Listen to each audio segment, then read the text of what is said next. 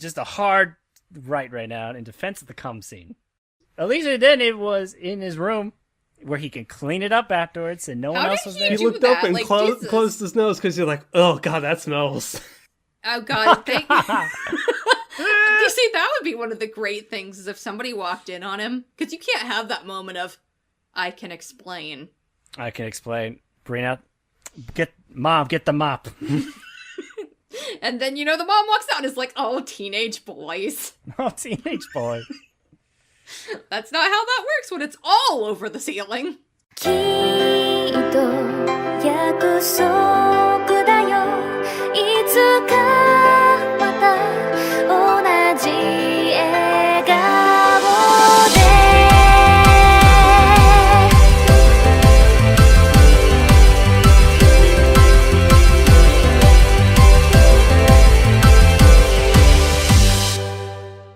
Welcome one and all to the box, the NHL box. This is episode 71, and I am your host, Gregory, for this fine evening. But I'm not alone this week. On my immediate left, we have the producer extraordinaire, Cass. Dun dun dun dun dun dun dun dun dun dun dun. Moneyball. Moneyball. Starring Brad Pitt. And that person over there on my immediate right, the resident hipster weeb, Zach from Saber Progress. Hey, how's it going? You cut me open. Pours out mustard blood. He didn't deny being a weeb. That's the only thing I'm going to point out. Damn. And the one that is sitting in the corner watching the madness unfold is the gentleman of the box, Jojo. I have no clue what's going on. That's why I'm being so quiet. Honestly, when he said, and that gentleman, I just pictured that he picked out a compass, couldn't figure out which direction he was, and then just was like, that guy. Over there! That guy! With the glasses. Okay, if you hadn't caught by now, we're a weekly anime podcast where we talk about the latest and greatest and all things current and old in terms of the anime industry. And what we give a shit about mostly, actually.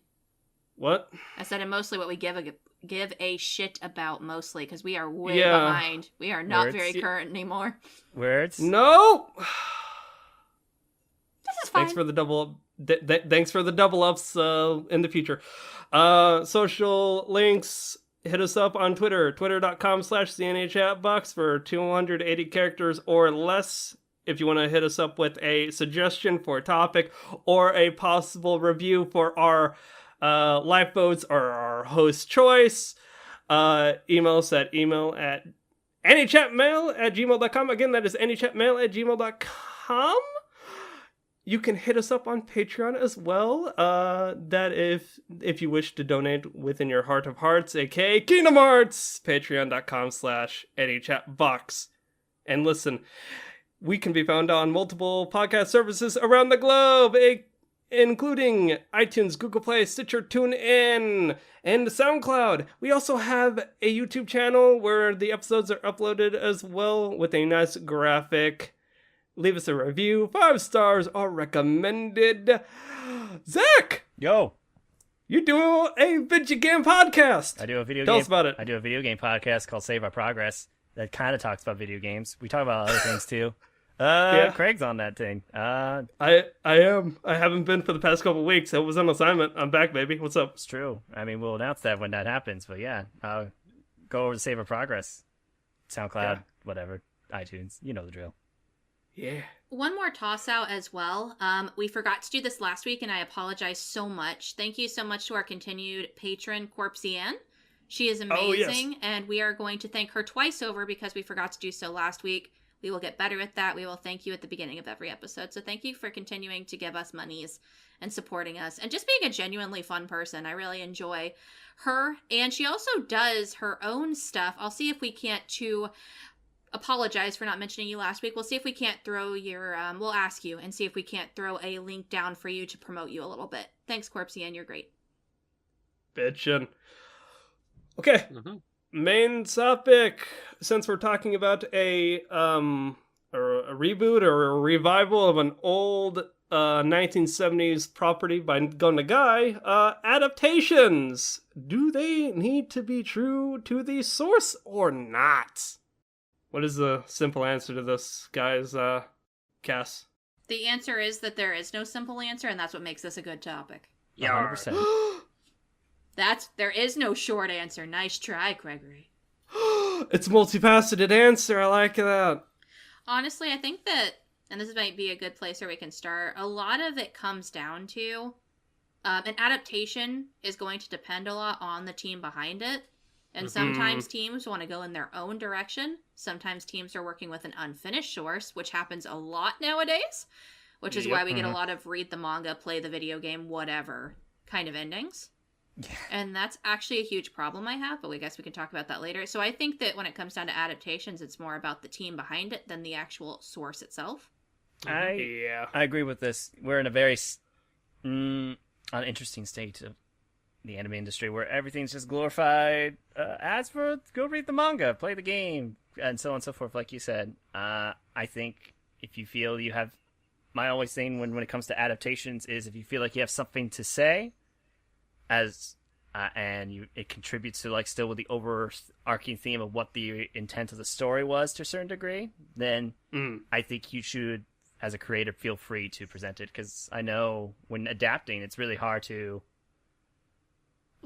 some people want the one for one, and it's that is not very interesting as a creator, a director to do, just straight up adapt something panel for panel, so on and so forth.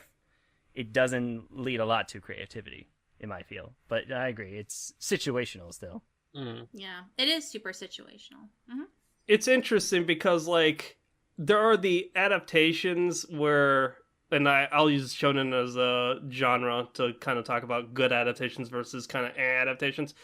One Piece, an adaptation where Toei kind of pads the fuck out of it, and while it does have decent animation and it does cover the source material and you get to see the hype and the battles animated, versus the comic, it's got pacing issues at the wazoo. Zach, I remember you telling me that Dressrosa arc was over 150 episodes or something like that versus 100 chapters. Yeah, it was more episodes than there were chapters in the manga, so...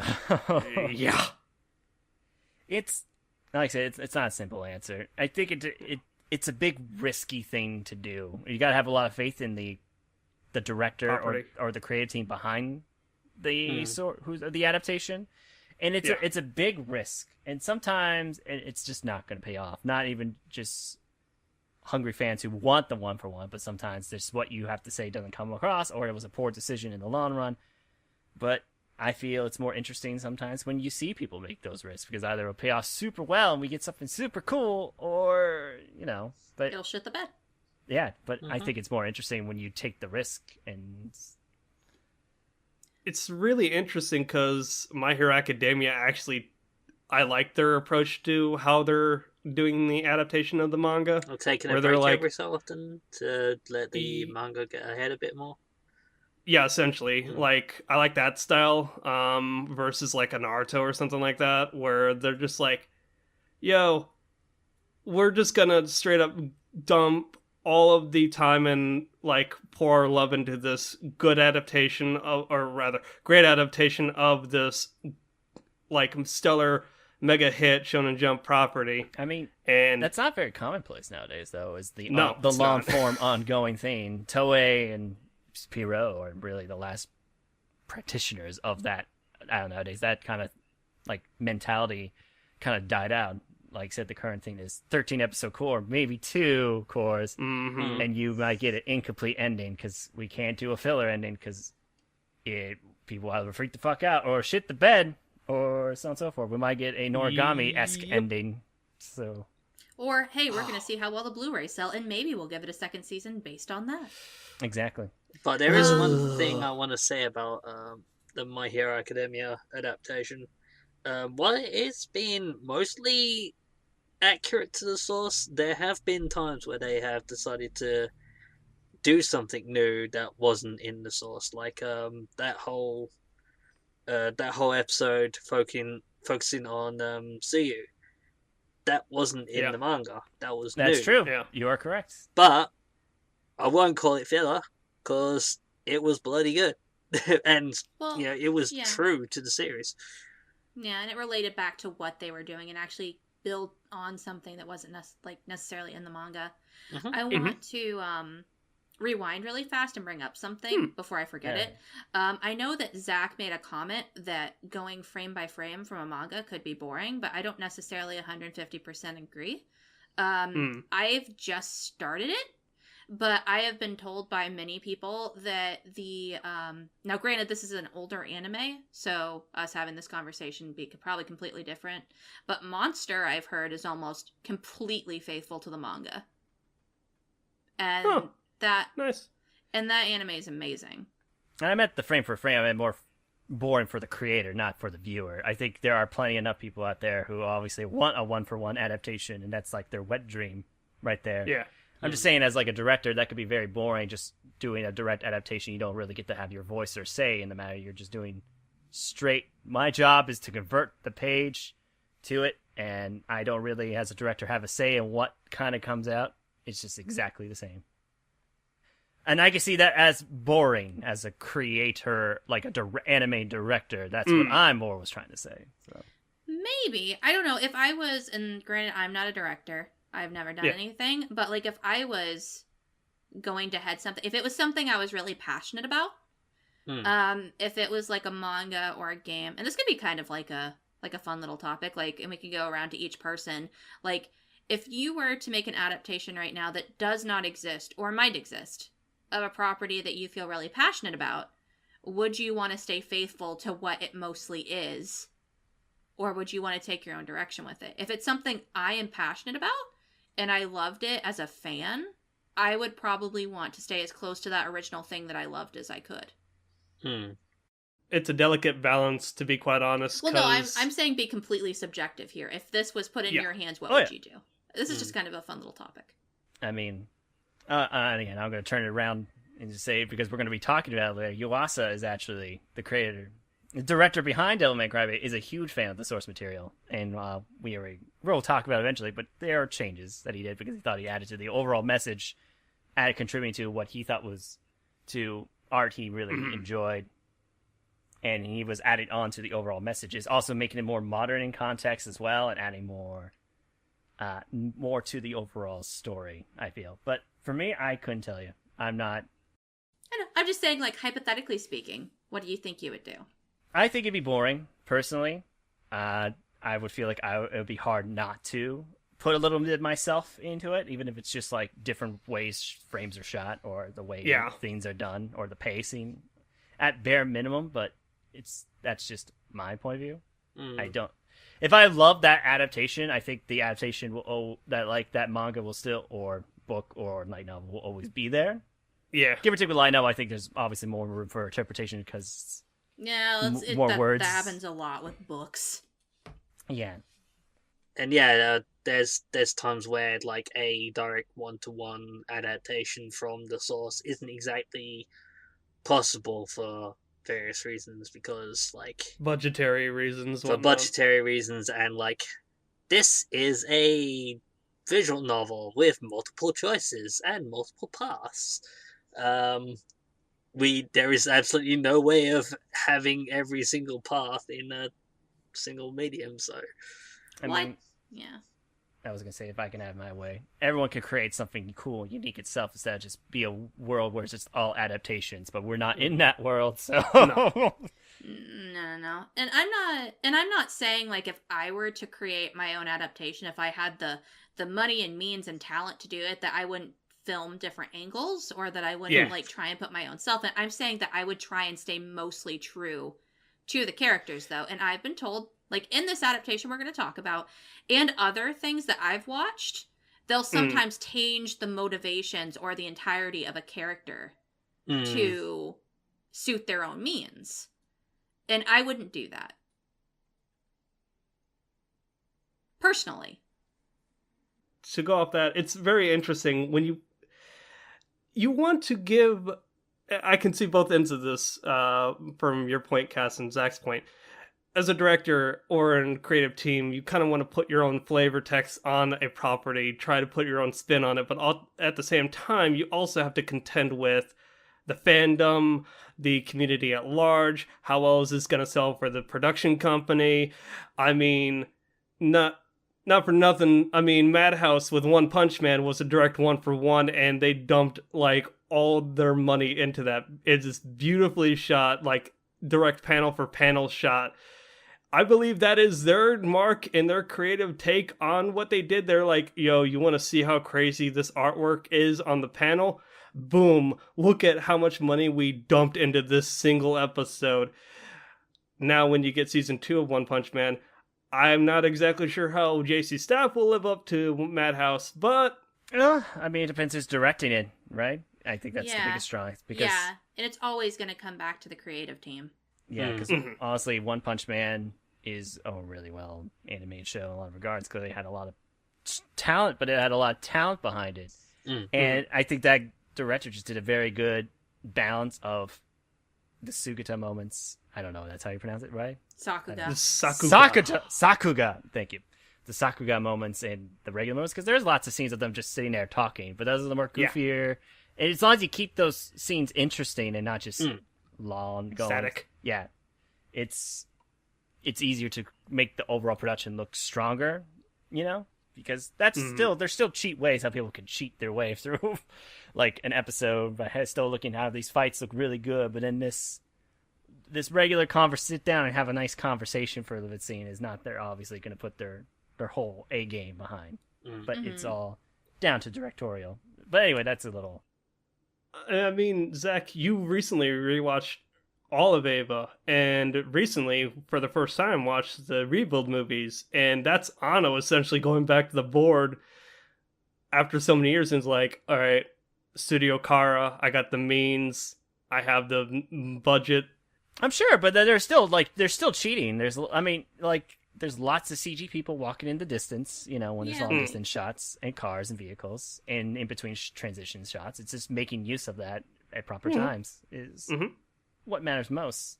Some people are more creative with how they show their budget than others, I think is the thing. Oh, yeah. Like when there's obvious moments, and then there's moments where you can only tell that they're skimping on the budget because you're looking close. Yeah. Yeah.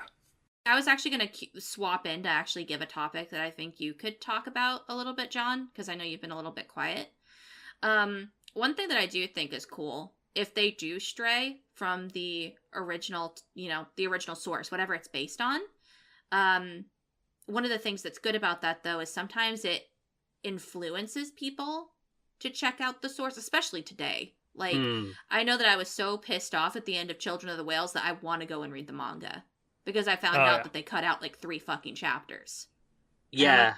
I love the base of what's going on here. I need to go read the manga. And that's actually something that happened to me with Sword Art Online. Is that I actually got really annoyed with Sword Art Online. And I actually went and read the light novels.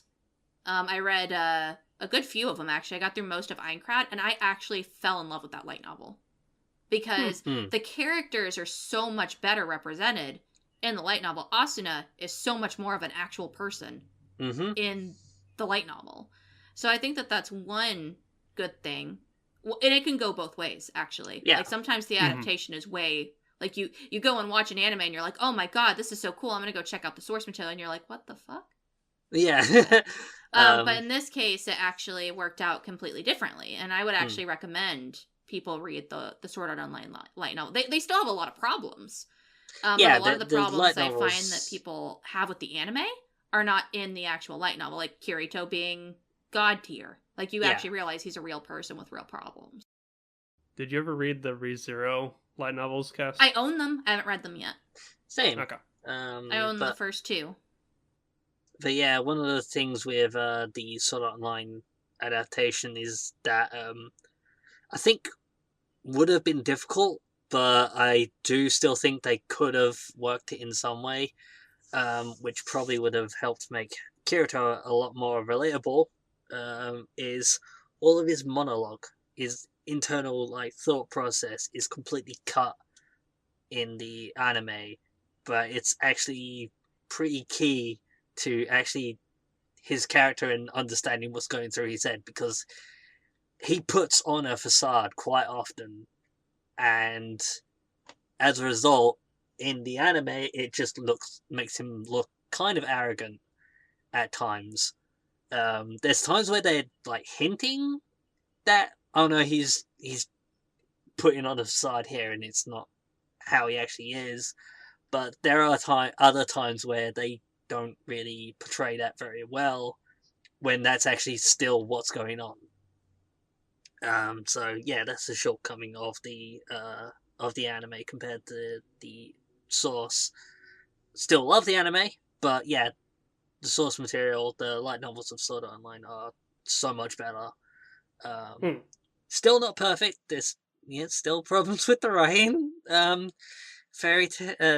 Fairy Dance is still the worst arc in the franchise. But it's still, there are a lot of things done differently in the light novels compared to the anime series that just make it in general a lot better, if you don't mind reading, of course. I hate reading. So I think that I kind of agree with Zach in a way, but like saying it differently. I don't think that necessarily that it's boring to have a direct adaptation.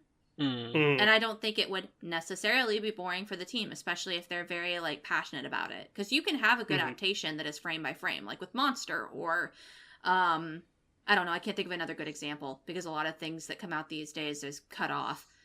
But I do agree in the sense, if I rephrase it as, you can have a different experience if it's taken a different way.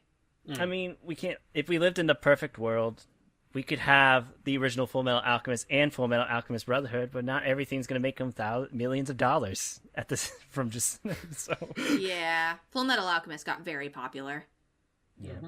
The 2003 iteration you're talking about? Oh yeah, it Both. was super popular. Both of them were super popular. Both of them were. It's pretty hard not to justify another adaptation literally like 6 years later. That was Bones' moneymaker. Yeah, because that's how much fucking money it made. Yeah, so and it was because it was so popular. Now everyone. So if we live in the perfect world, sure, we can get the creative moment shows like that and stuff like that. But look, it's situational. It's perspective. It depends. It's a rough question. It's a nice gray area question. There's also one series that I kind of want to bring up, because it was pretty true to the source, but they did make changes, and some of them are like, of course they had to change that. But the more recent Fate Stay Night Unlimited Blade Works Ufotable adaptation of it, they made some changes every so often, because they the original game came out before Fate Zero was written, but when they adapted it with the recent anime, the more recent version anyway, of course they were writing it as a sequel to Fate Zero, and therefore some things would have been a bit more awkward to like pretend, this is just go, hey, this is how it always was. They did actually change some scenes and have a few, including a few more flashbacks to Fate Zero, a few more references to Fate Zero that aren't in the original source, because Fate Zero was written afterwards. So Heaven's Feel does the exact same thing. I'm sure it does. I still haven't seen it. And in that case, it makes a lot of sense, because like that adaptation needs to stay in world. Then again, Fate is just so big right now that like the universe of Fate is so big that they kind of need to stay consistent, at least as hard as they can, because otherwise they're just going to freaking confuse people more than they already are. I mean, we already got Extra and Apocrypha and Khalid. I heard one in there that else they I heard one in there that technically doesn't exist anymore because I hated it. What was that second one you said? Oh wait, it doesn't exist. Oh. I mean, as far as I'm concerned, they all don't exist. Oh, shit, son. But no, yeah, that makes sense. I'm trying to think of other examples of, like, I preferred, like, the adaptation over the original source material, because that does happen. I mean, I'm trying to think. Ghost in the Shell is a good example. Yu Yu Hakusho took some liberties with some of the source material. I hear the manga of that thing was completely different from the anime. What are you talking about? Yu Yu. It depends on where you're at, because I read, like, the first several mangas, and the beginning was very similar. Like, yeah. Yeah, Dark Tournament, I know, is where they made some changes. And it's not like, oh man, all of a sudden this character wins this battle type changes. It was just more like they didn't include, like, Yusuke's mom to go to the Dark Tournament, like, in the manga version, and so on and so forth. Like, there are some things here and there, and I think they emphasize more on, like, Kuwabara's sister's relationship with the owner for the Dark Tournament more in the anime version. So interesting. I have a question for you guys to, like, kind of wrap this up, because we're gonna have to switch to the review soon. But what would you prefer? Like, everybody, what would you prefer? An anime only ending or an open-ended ending? What's your preference? it depends how bad the open ending is, to be honest. Like, there's certain open endings I'm completely solid with. There's some that I just like, fuck this. I think it's very situational. I don't know. Can you give an example of a fuck this moment in anime? Fuck this moment? One I thought... I'm trying to think of one recently. I know... I wasn't like a fuck this moment. I thought the ending... I actually was okay with the open ending of... Land of Lustrous, for example. I know that was one I was okay with. I hated that one. So we had an exact opposite one right there. There we go. Yeah, that's a good example, because I was like, why would you drop that big of a cliffhanger and then just end the show? Like, I was so pissed. Gave me enough intrigue, and it wasn't enough for me to go, fuck this! Because at least I felt like enough of the story was, like, finished, but then they dropped something, they're like, entice time. you. Yeah, to entice me. If next time, I don't know. Go read the manga. Again, no, that's not going to happen. No, I'm just saying, no, that's what it was. It was, fuck you, read the manga. That's what I got from that. Again, situational for me, so I can't think of one that really jarred me the wrong way. I feel like I get jarred by certain risks on anime original endings more so, mostly because they're just boring. Same. I hate the filler ending. Just give me an open-ended, like, read the manga. And in my case, I'm like, I'm too lazy to read the manga. I'll wait 3 years to see another adaptation. See, I think for me, I prefer the open-ended ending. Because then I can just feel, like, especially if it's done well. Like, for example, like, the most recently one we watched, Children of the Whales, without going into what that open-ending ending is. It was an open-ended ending, but it makes me feel like it's still continuing on. Like, their journey is going on. The same thing with, like, Hunter x Hunter's ending. I was just about to bring that up. Well, there you go. Yeah, good ending. Completely open-ended, but I feel like my story's complete. There's clearly more on the horizon, but I feel complete. What I had. Yeah. I got my fill, and I can be satisfied leaving. Like, we don't have to know every tidbit of fast stuff about these people's lives or see them fight the final fight. The big baddie. I mean, I do, but I was okay with it. I don't need them to see fight Orochimaru, go put their eyes on the moon against Madara or whatever the fuck. I don't know. Oh, god damn it, Naruto. It's situational again. But I think that the other reason why I like open-ended ending is because I can go look for the ending later. Because they are. When I don't like open-ending endings is when there is no source material and it is an original anime and I feel incomplete. Interesting. I think that's my problem, especially when it's not one of those anime where it's like, we want you to think about it, but it's just, they ran out of time and they just ended it. That's when I get annoyed. Yeah. So I guess that's not an anime-only ending, but I guess I'm saying I like to be fulfilled by an ending. So if it's an open-ended ending, as long as I feel like I got what I came for, okay. Yeah. I can agree to that. Yeah. Whereas with anime original endings, there haven't been very many that I was a big fan of. Very fillery, or very just like, wow, that seems forced out of left field in the last 2 episodes. Hey, Princess Principal. Yeah, but Princess Principal was an original property. Fair. Okay, never mind. That ending. But that goes with what I said. Like, I hate when there's an original anime and they just... Shit and you're like, there is nothing more for me to go and look for. When it's open-ended and there's nothing more for me with an original anime like Princess Principal, that's a good example. I do get frustrated, but that's not what we're talking about. Yeah.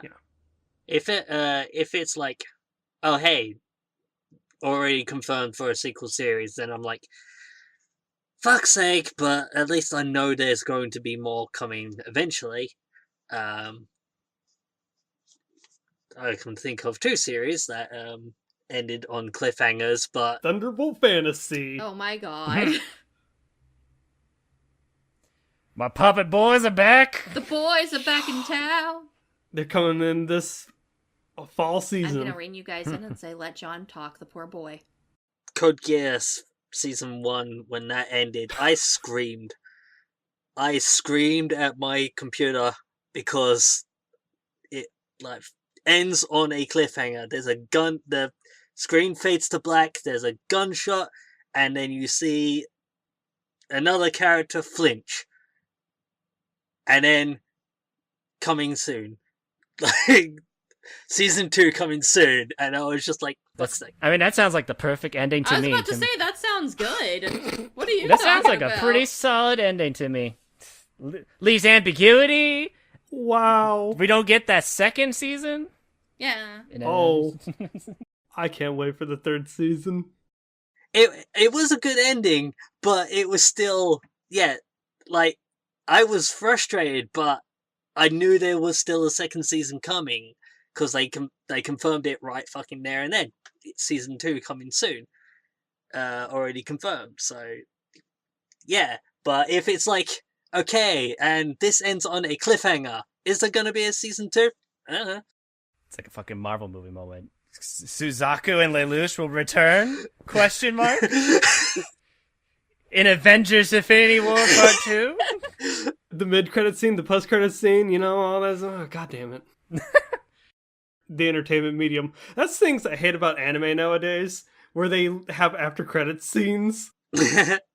You always have to look for them now. Yeah, and sometimes for the first 3 episodes, they won't have after-credit scenes, and then on, like, episode 4, they did, but you're used to skipping it at this point. Yep. Yeah. I hate when they fucking do that. And then, like... And then you're, like, on episode 7, and you let the ED play because you're doing your laundry, and then you look up, and there's another scene at the end. Right when you're about to hit the next button, you're like, well, fuck, now I gotta go back and look at the last 3 episodes I watched to see if there was any after... Oh, yeah, they are. There they fucking are. Damn show, so letting me let my guard down and you take advantage of me. And That was me and Zach with Luluco and Flip Flappers. I was like, we're just gonna check. We're just checking anyway. Yep, might as well scrub. And there's also times where, like, wait, this seems to be referring to something that happened that didn't happen? The fuck? Wait. Go back. Oh, there was a after credits scene that this is referring to. Those are the best, too. Yeah, because then you're like, wait, and then you know you have to go back and look? Especially when it's extremely plot relevant, and then you're like, why the fuck did they put that after? I know what? And it's still frustrating, because like you end up being like 5 seconds long anyway, and you're like, what was the fucking point? And then you're spoiled sticking at the anyway, like, because you already know what's gonna happen, but you just missed what led up to it happening, so it's like, fuck. Yeah. Oh, Christ. I don't like this. I don't like this world we live in. Salt it. Salt it all. Salt. I have found that I have been more salty over anime original endings that have just like, this is clearly not where the series was going, and now it's over because they don't want to do it anymore. And like, for example, Yumiko, Dreammate Mary, Yumiko Mary. Huh. Yeah, I've heard that one had a pretty bad and anime-only ending. I was really enjoying that series, and then apparently because the source material went on hiatus and therefore doesn't end. They went with an anime only ending, and it's just.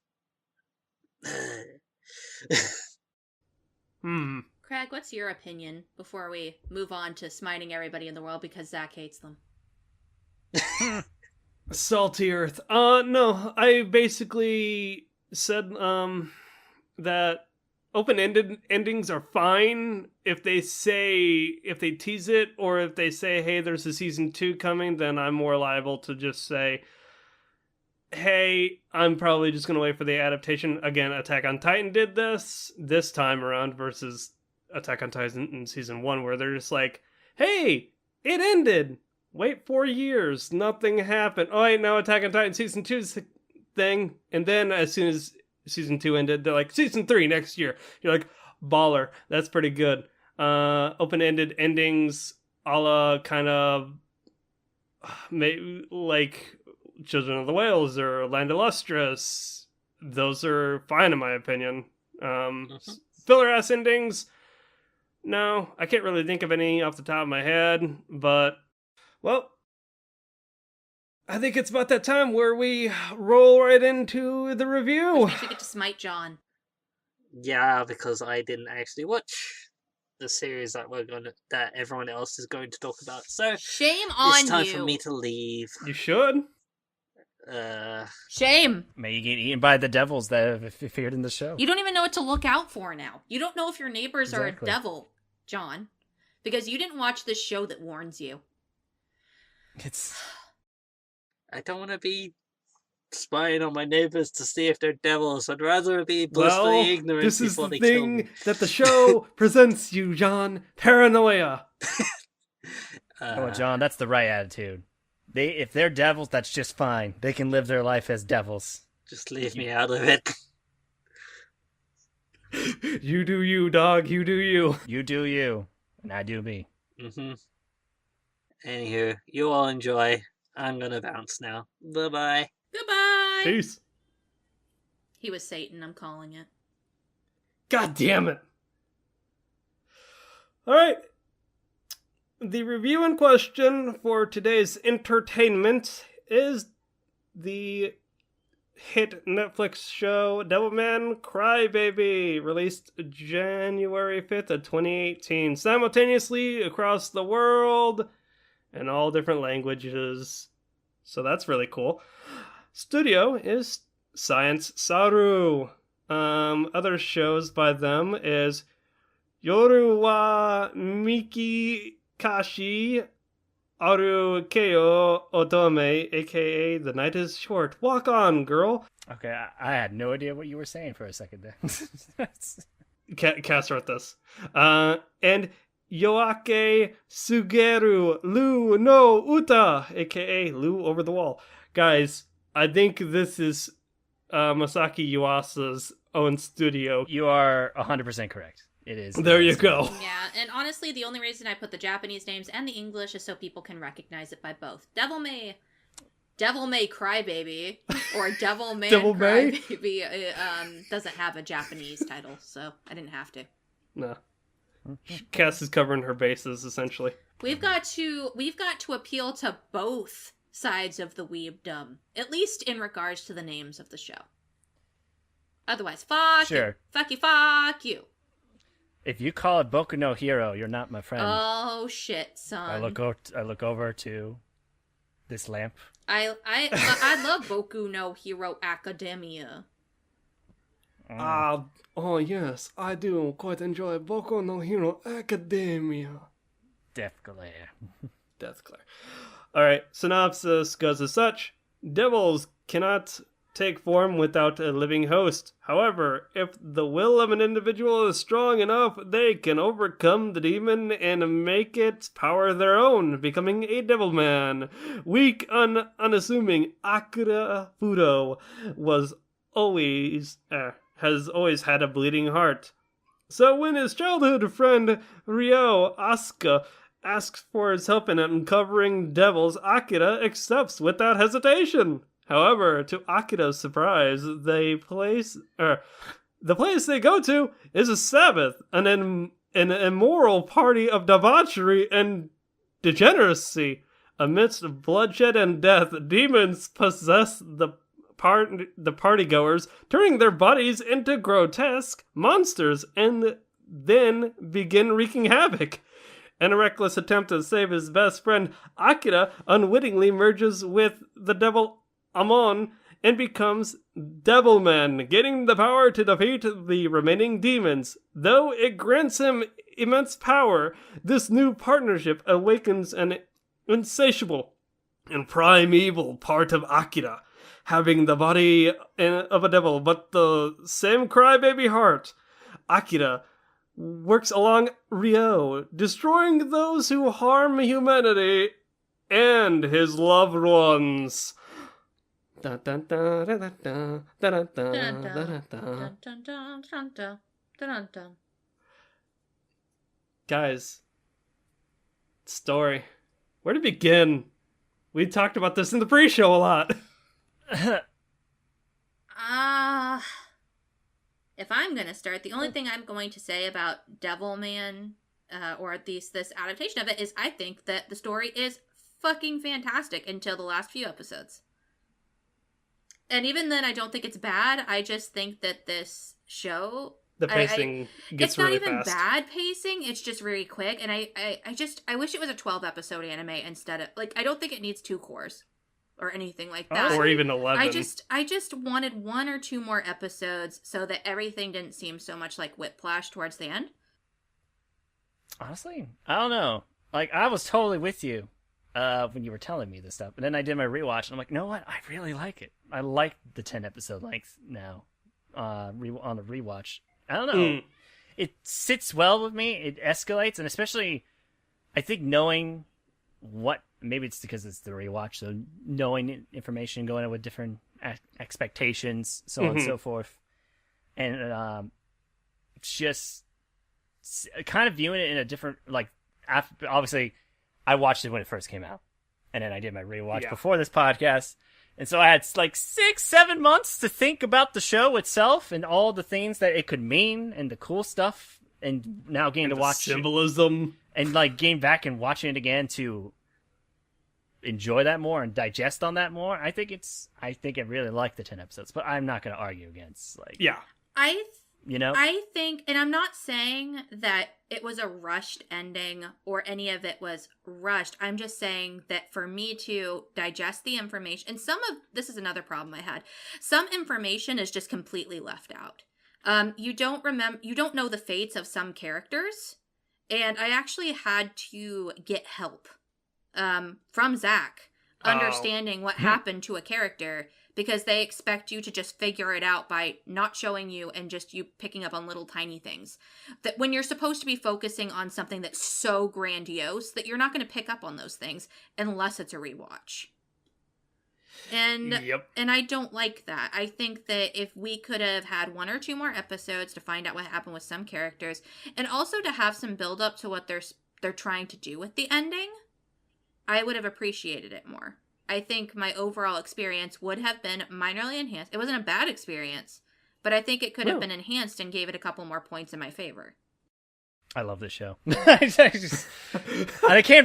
feel like I can't really say too much without going to super spoilers. So super spoiler talk will definitely be very interesting. But I think I think this is not the best written show in a lot of aspects, and I agree. There are definitely flaws in the way this could have been handled in a lot of regards. And I like the reference you were referring to, like if they showed, like, to make it as vague as possible, the glasses literally a little bit sooner. Yeah. I think that would have helped that situation, because they showed the glasses like literally 3 episodes later, but we seen that character related to that situation a couple of times before that, and we never see the glasses, so we never get the final confirmation. So what the fuck happened in this situation?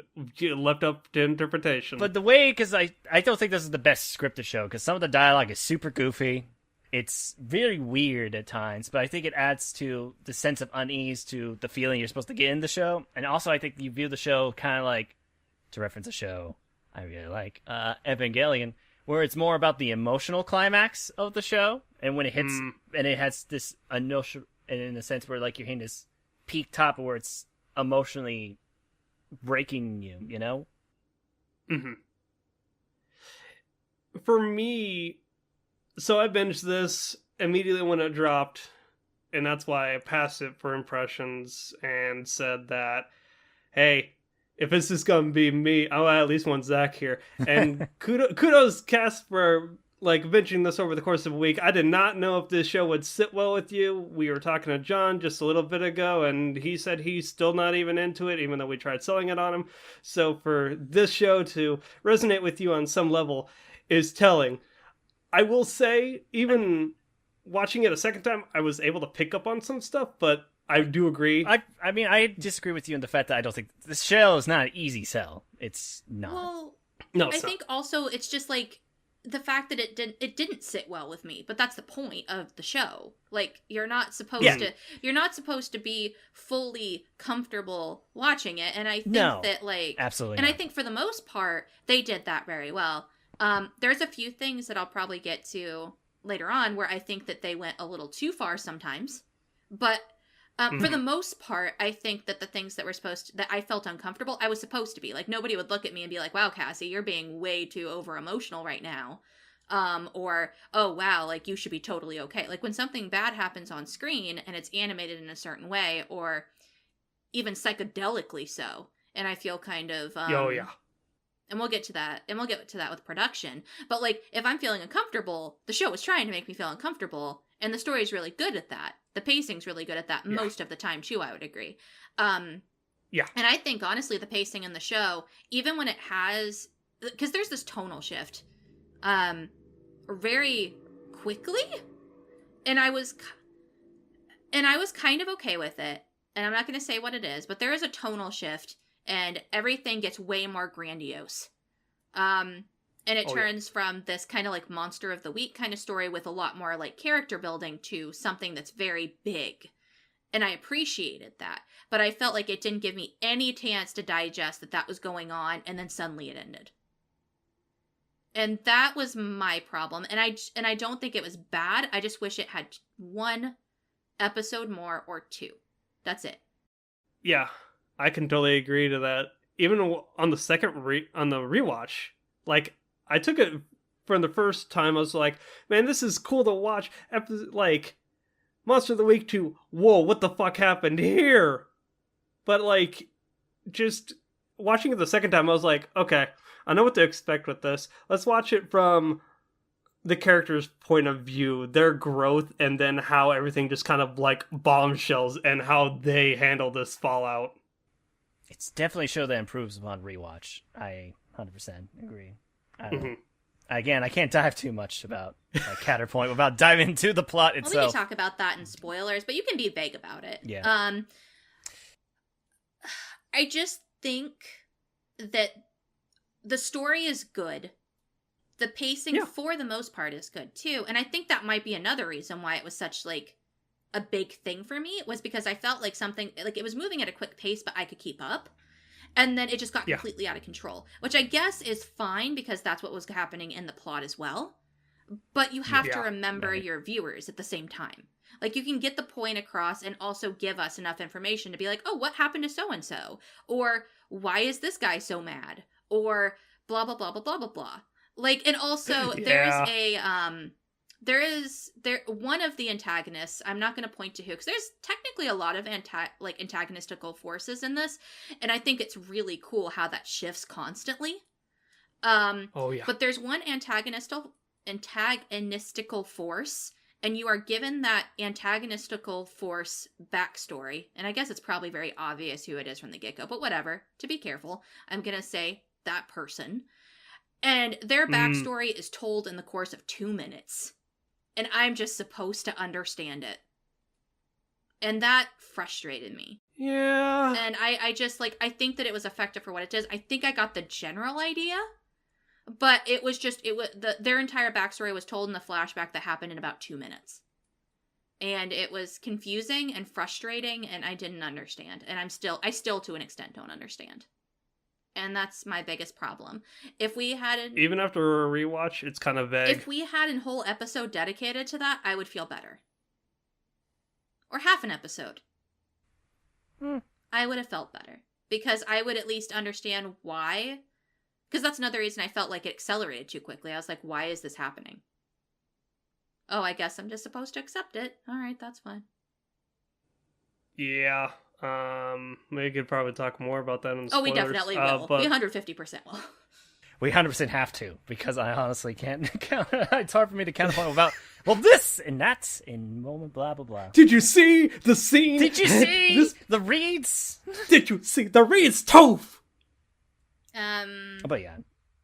I mean, in the end, final thoughts on story. I really liked it. I think it has a good emotional peak to it. I think that's the biggest strength of the show, is the emotional and the symbolism that it uses and stuff. And I like seeing certain character arcs reach a specific climax. I really like the way the story is told in it, but is it a spoiler to say like kind of like what the symbolisms of the show are? Because man, yes, okay, yes. How about I phrase it this way? Because I think I can tie this in somehow. That I think Zach is basically saying is that this show has themes, and a lot of anime doesn't have themes. Like, you can argue it. But a lot of the stuff that we digest these days when it comes to anime as a medium, as a medium that has 50 shows coming out a season, basically, you very rarely get something that has solid themes that wants you as a viewer to explore and think about. And I think that's what Zach's getting to. Absolutely. And the show is messy. It's 100% super messy in a lot of regards. And I think that allows the themes to be even broader, because it allows multiple interpretations of certain situations and so on and so forth, because it's kind of a messy show, and I could see that as a fault, and no one wants to read into that, or just like, nah, I'm good. And even like the overall, like, it's a super gory show, it's a very sexual show, it's a very nihilistic show, and if you're not into that, it's hard to sell. To be fair, I'm typically not a fan of over-sexualized imagery. It's actually something that typically pisses me off a lot, as a woman and just in general. But I wasn't angry when I watched this show, though. I think that, like, what they're doing for the most part when they integrate those kind of things into the story is done for a reason and a purpose. And it's messy because it needs to be. And that's great. I just, again, like, I have no problems with this story except for the acceleration at the end. And even that, I can admit, is mostly a nitpick. It brought down my experience a little bit. It didn't ruin the show for me. I'm just sitting here like, man, if you had one more episode, I would love this show. Kind of thing.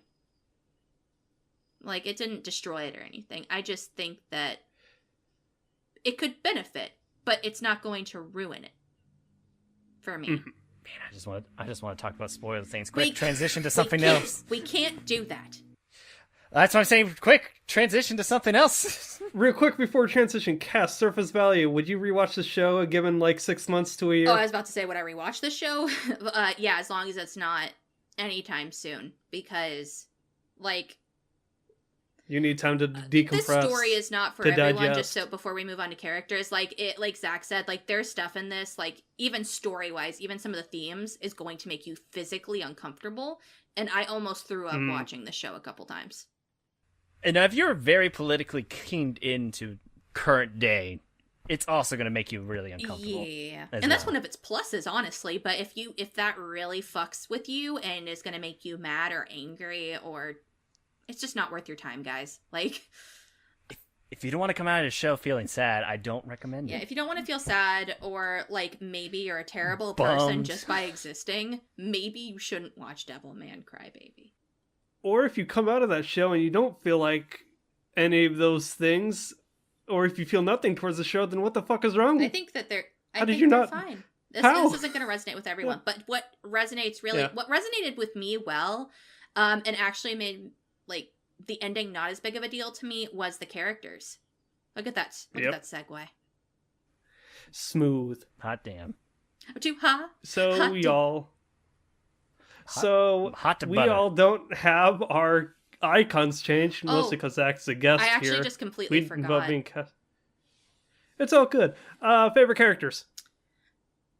That's hard. Yeah. Very much. Because the characters that I loved, like, I loved a whole lot. And I think that this cast, for the most part, I'll get into a couple of them, but for the most part was treated with a lot of care. And I think that's one of the things that makes Devilman something that people who typically don't like these kind of stories, or who typically don't gravitate towards this kind of media, would really enjoy it. But the characters I hated, but they did it really well. So I don't know if I can even pick a favorite character. Hot takes. I'll lead with, I love the rappers. They were good. Like, I adore. I just love the use of, like, they're completely different from the manga version. In the manga version, they were typical jean jacket wearing bancho types. In this one, they just completely changed it to be these rappers, and I thought they incorporated them in a very cool way, where, much like the Shadow Girls in Utena, they served as kind of like a Greek chorus of commenting what was going on in the state of the world at the time. Mm-hmm. You just gotta look below the surface of their rap lyrics. Also, they're just fun to listen to. They're fun to listen to rap lyrics. Yeah. Fun fact, in the English, they retained that in Japanese. They did not dub over that rap. The fools. They're not really characters to a certain degree, but they have an arc minorly, but overall I like their purpose in this plot. That's what I can get that. And some of them were characters, but more minor. I know that one of the rappers that I really liked interacted with another character that I loved a lot, or grew to love a lot, and that was Miko. Like he I'm not gonna spoil it, but like he does a rap in her direction, and it emotionally touches her, and I'm not gonna lie, I almost cried. Damn. Like, it's because there were so many layers to that scene, because like the rap is about himself, but she reads it and interprets it in towards her situation. Yep. And over again, spoiler territory, so not going to dive in too much into it, but it makes sense. Yeah. It just, I'm not going to go into it too much either, but it touches her, and it touched her in a way that it touched me too, because I'm like, damn, this is like a relatable fucking rap. Like, I came here to have a good time, and I feel so attacked right now. And then that's the rest of the show too. But I mean, that's what Miko's so cool as a character, because she also is a big contributor to one of the major overarching metaphors of the devil's aspects of the show. Mm-hmm. Yep. Again, can't dive too much into it. But yeah, if I had to pick a favorite character, I actually probably loved Miko. I think that she got some of the most character development, and I didn't give a shit about her in the beginning. Character I like, Miko, is definitely up there. Character who I grew, especially on the second viewing, to really enjoy watching, both comedically, and I think the complexities of his character is so interesting to watch, is Rio. So that's interesting, because on the second rewatch for me, I tried to get the complexity, but I still just kind of scratch my head at it. He's such a polarizing character, because I don't like him at all, and I wanted to. Again, I'll dive into it when we get to I need to hear these hot takes. But I will say, the moment it clicked for me for Rio even more, at least with his like motivations, not just the ending of the show, but also when I did my rewatch and I rewatched the first moment with the cat, and I was like, I get it. I finally fucking get it. I get this character. I think I get him. I think it's kind of easy to understand-ish. I couldn't bring myself to... And I guess, well, me and you can have a conversation, spoilers, like we all can, on both ends. I don't know where you sit. No, Craig's not allowed. No, I'm just saying, I don't know if... Craig, do you sit leave. either way? Like, do you really like him or really not like him? Or are you kind of in the middle? Because I'm on the very far end of I'm not a big fan of him at all. I like him like I like Asuka. He's a super flawed character who's not super likable. But I love Asuka. But he's interesting. That's why. That's the same way I feel about Asuka. Is like, she's such an interesting character who has clearly a lot more complexities to the character. She's super frustrating to watch in a lot of regards, but she's an interesting character that I enjoyed watching. I can get Zach's notion towards Rio in that aspect. I had sympathy for him. However, I will not say why. I had a hard time having sympathy for him, too. I don't know. Like, you would think that, like, especially, like, with... Yeah, well... I don't think... We'll get into it in spoilers. I'm just saying, like... Yeah, this is hard. If you watch the ending of this show, like, a lot of people even told me, like, Cassie, you gonna... this is your cup of tea. And I'm like, yeah. And I wanted to like Ryo. I wanted to like him so much. And I just couldn't because of reasons that we'll get to later. It's so interesting because the second watch, the ending of the show got me like, I was like, wow, that ending. Woo. Yeah. I think that the characters, if you don't like the story, the characters can carry this show. Because there's so many of them, and so many of them are interesting for different reasons. And I think that's pretty cool. I feel as though the rappers are, I won't call them comic relief, but they are the lighthearted people in that, like, fucking dark cave that you need to go through this. I liked Miki a lot as a character as well. Like, I honestly didn't like her a lot at first either, because she seemed very, like, too happy.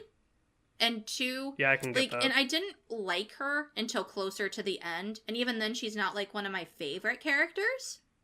But I enjoyed her for what she was. She's a character that doesn't change, but it's for a greater purpose to the overall themings of the show. And you can believe it too. Like, I find her as a believable character. She's the light. She's the rock. The vague sense. Ah, God, spoiler. Moving on. Anyway, the point is, I liked almost everybody in this cast, and even Akira's a cool dude too. But I love Akira. He's a great lead character. And, God damn! But it's hard to talk about the cool stuff without spoiling stuff. I know. He's really cool. And I will say one thing about Ryo as a character: I didn't like him, but I enjoyed that I didn't like him. I think that they. That's good. I think that I was supposed to not like him, and I think. To a degree. And then I think that there's a bit where you're supposed to have this change, and it just didn't happen for me. But I can see why people would like him. I don't. Again, I like him for his complexities and his interests and his motivations. I didn't say he's like my favorite character, but he's funny.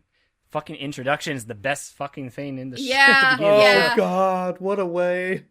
I'm gonna come out, hug your brother. I'm gonna pull out this fucking machine gun. Yep. I think I actually liked Ryo in the beginning, and just as the show went on, I found him contradictory. Aggravating. And that's where I got kind of annoyed with him, because I like even now, and maybe Zach can spell this out for me, but he, like, even what his end motivation is, like, completely contradicts everything he did. Like, it's just I don't know. Anyway, moving on. Production. Goddamn, dudes. Where to begin? This show is a tour de force. I'm going to say it right now. This is not, animation-wise, this is not a show for everyone. No. It's simplistic. It goes off model a lot, but it's done with 100% intent. Flair.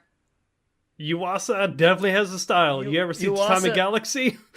He does it with a sense of kinetic, emotive force. Like, he tells a story through the animation, and I think the simplistic animations also makes it easier to animate, so they can have a more fluidity to the movements, to the way they move. Just the way they watch him chew food and swallow it, a la Popeye cartoon style, where you see the image of the steak going down his throat. It's typical Shonen Pro Tag. It has a good flow to it, and it's so gorgeous to watch. It's enticing, but I could see why people would be like, off-model, simplistic designs, now a wide color palette. But yeah, for me, it's an artistic choice that I completely grasped. There were times where I think that the colors were very uncomfortable, and that was intentional, and that was great. Oh yeah, it's a dark color palette, and the blood of the demons being yellow is a great sharp contrast to the show around it. Oh yeah. Very interesting. And almost all of the Sabbaths were brightly colored. Reds, blues, greens. Or moments of, I won't say insanity, but, like, there's a scene where a guy has a nightmare, and it gets progressively more, like, weird in color. And I think that was really cool. My biggest problem when it came to colors was dark scenes. There were scenes where I could not tell what the fuck was going on if they happened at nighttime. Oh, I remember you saying I mentioned this before we started recording, but, like, Zach made a very good point that, like, sometimes that may have been done so that you as the character, or you as the person, were having trouble seeing just like the character, but I couldn't see half that episode, and that's not okay. Yeah. That was my biggest gripe with colors, but otherwise I think that like I agree with you, the artistic direction was very interesting. It won't sit well with everyone, but the only thing that I can point to where I'm like, this is a no-no, is when you can't actually see what's going on for half an episode. Yeah, I just know people have a weird thing about, like, it has to be perfect, model, stiff. I don't know. And it's stuff like that just always, like, it bothers me. Like, I get the appeal, but at the same time, like, when they have simpler designs and the ability to go off-model, it allows the animators to do so much more with the animation and what they can do. Because they have to worry about being perfect character models. I think it works in this show and doesn't work in others. Like, there are some shows, like, for example, if we were watching, just to have a throwback, if we were watching Kimi ni Todoke, and there was... and off podcast joke yes. right there. Yeah, like, that would be weird. Like, if... like, I mean... I don't know about you guys, but I would love to see that. That would have definitely got me to watch Jesus the show. Christ. Yuasa directed Kimi ni Todoke. Could he have directed Sailor Moon Crystal? Because goddamn, that animation in that show is garbage. I don't know if I would pick Yuasa to do. Anyway, I picked that show because it is something that is totally not what this show is. It's like a calm school romance show. And if you, it's not. If you had the scene where they're sitting with the fireflies buzzing around them, and her hair flows gently in the wind, and suddenly her hair becomes snakes, and everything becomes brightly colored, and the fireflies turn into glow sticks, I would have been pissed. But like, I would have loved it. I mean, that's going back to the topic of changing the source material. Anyway, the point I'm making is I think that it works here because like. It's part of what took a dark turn. This is part of what makes the show what it is, and I really liked it. Yeah, he has a style, he has a flair, and he's throwing it down, and I absolutely took it in. And it's not for everything, but for this purpose and some of this other stuff that I've seen animation wise, it's definitely fitting for those things. Different. Said it before off pod, and I'll say it again here. This made me aware of who Yuasa was. I knew what Tatami Galaxy was, but I did not know who the director / writer was of Yuasa. So again, Lou Over the Wall and The Night Is Young, Walk On Girl, both of his works. I'm very interested to see both of these things. I'm filled with deep shame because after I watched the show, I told myself I need to watch more Yuasa stuff. I still haven't. But it's okay. Let's move on to something else that I think was really cool about Devilman, except the opening, unless one of you guys disagrees with me. But I really liked the music in the show, except for the opening. It was that's actually one of the notes I took down is that I had to go look up who the person who did the music for this because I loved it. Kensuke Ishio also worked on Ping Pong the Animation, which is another Yuasa show. He also did the music for A Silent Voice. Ooh! Really? Good shit! Yes. That's awesome! I mean, A Silent Holy Voice crap. had, like, fucking amazing music, too. Like, it like, there's a bit at the end where, you know what, now that you mention it, I can see I'm gonna have to see if he did it. Similarities. Because, like, the last scene in A Silent Voice has this very soft, but kind of beady song that, like, fucks me up every time, and that sounds kind of similar. I gotta look it up. That's good shit. It does a similar thing, well, just to go off tangent just a bit here, but Silent Voice had a thing much like Your Name where the music kind of complemented the scenery, and I believe Devilman did the same thing where the music complemented the scenes, where when it hits, and you feel like you're jazzed in the moment, or when it's somber, you're just like, oh yeah, this is talking about the and if it's a heartstrings. fucking orgy, well, yeah, I'm at a fucking orgy right now. Yeah! How would you know what that sounds like, Zach? I don't know. How would I know being given a pill through a prostitute's mouth? I don't know any of these things. Listen, Zach that's has a the only, secret I life. mean, when in Rome. He says he goes on bike I am rides. the We devil. all know what he's doing now. I am a devil man. Did you guys like the opening? I hated the opening. Well, I didn't hate the opening. I liked the animation. I thought it was really cool, but God, I hated that beat. I hated it. I hated it so much. For a show that's filled with so good music and a really cool remix of the classic Devilman theme, it doesn't leave any impression. I skipped it.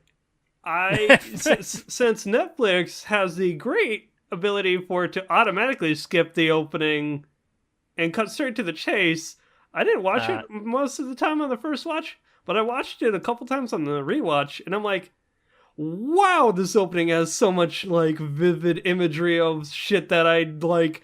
You'd be like, so there's that character, there's that character. I'm sure there's a lot to digest by the imagery, but the song is very okay. Yeah, and it's like unexciting compared to like most of the other music in the show. So it's like, oh yeah.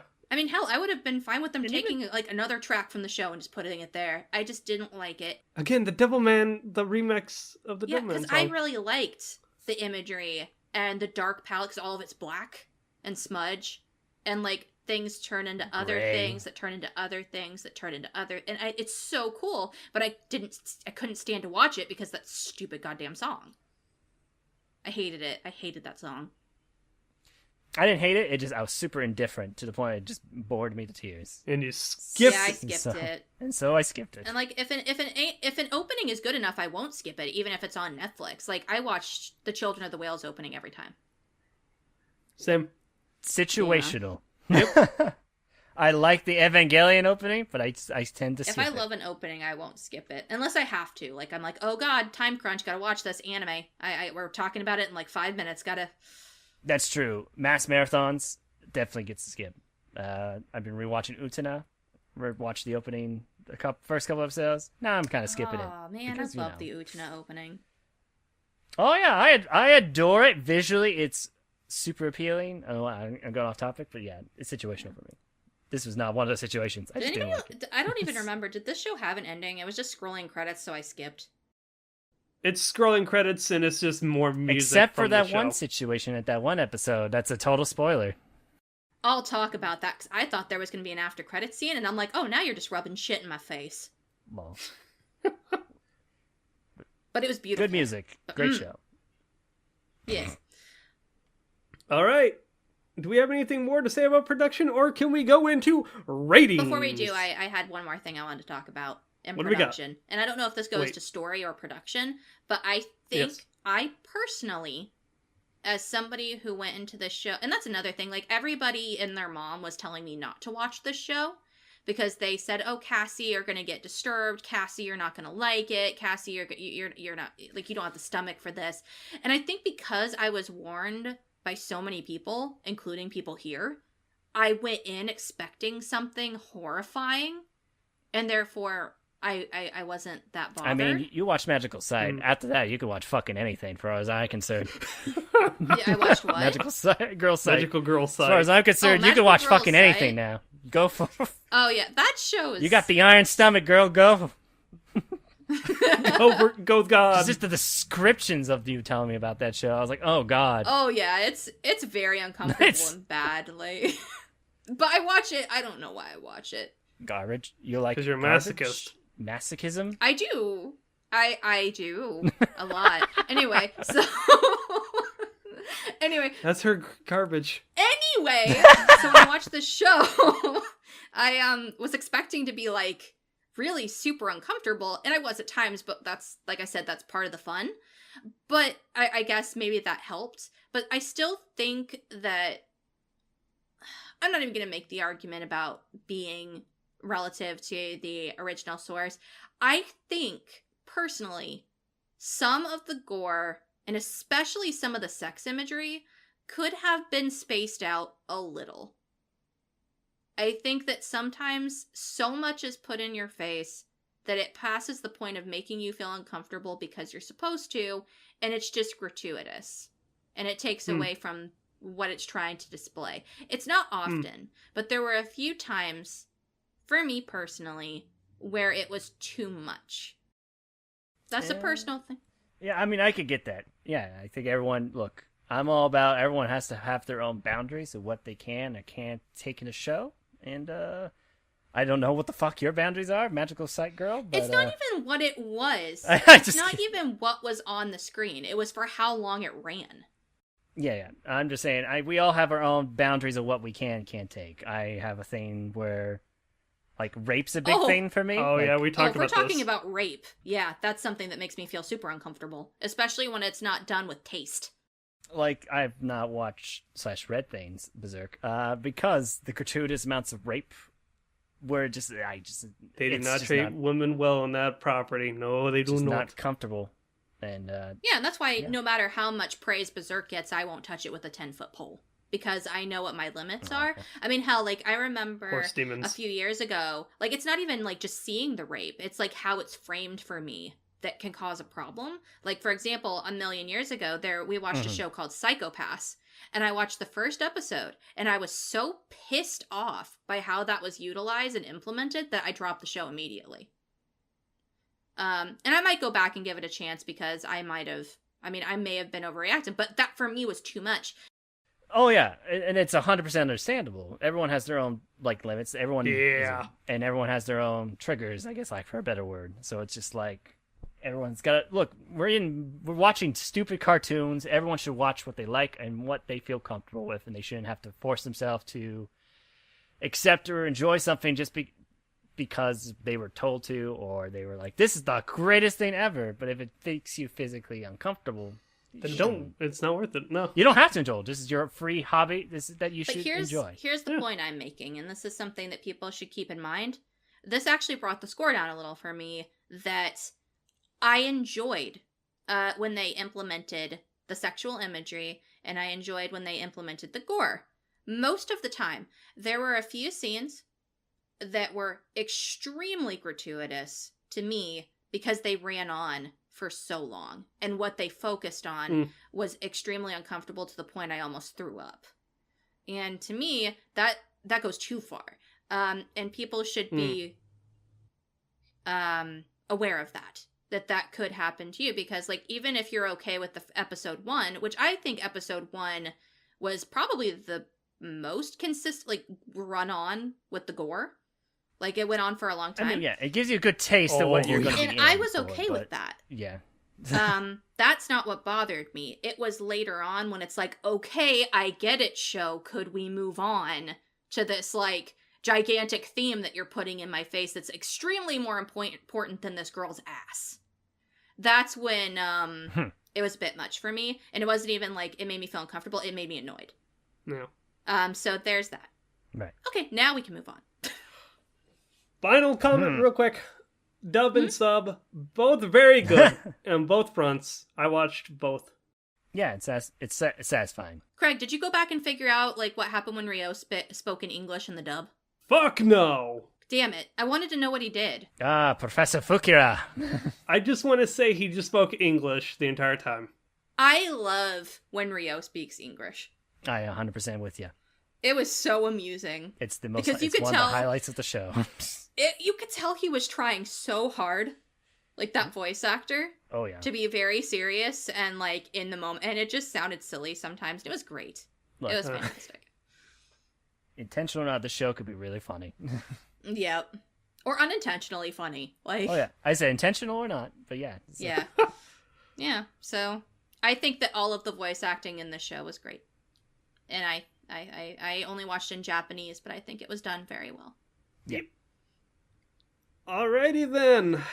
Let's move on into ratings. Zach, you said you wanted to go last, but well, I wanted to go last in recommendations. That's what I was. Okay, saying. fine. Well, then you can go last with your rating too, because how we do it is you give your rating and then you give your recommendation right after your rating. It's all lumped in one. So I mean, Cass, yeah, go for it. Cass, you go first. Oh, I have to go first? I mean, all right, that's fine. So I think Devilman Crybaby. No, Devilman Crybaby is a really great show. I think that it's a different show. I think it's something that everyone should try the first episode and see if you can stand it. And if not, get the fuck out. But I do think it's something that everybody should experience if you have the stomach for it, because it's very different and something that we don't really normally get. I'll also admit a personal point of shame that I had no idea who Go Nagai was. And you run an anime podcast? Yep. For shame. Yup. That's literally my shame. So I think that's another reason why I sucked it up and watched not only this, but I also tried out Cutie Honey Universe, because Go Nagai is a big deal.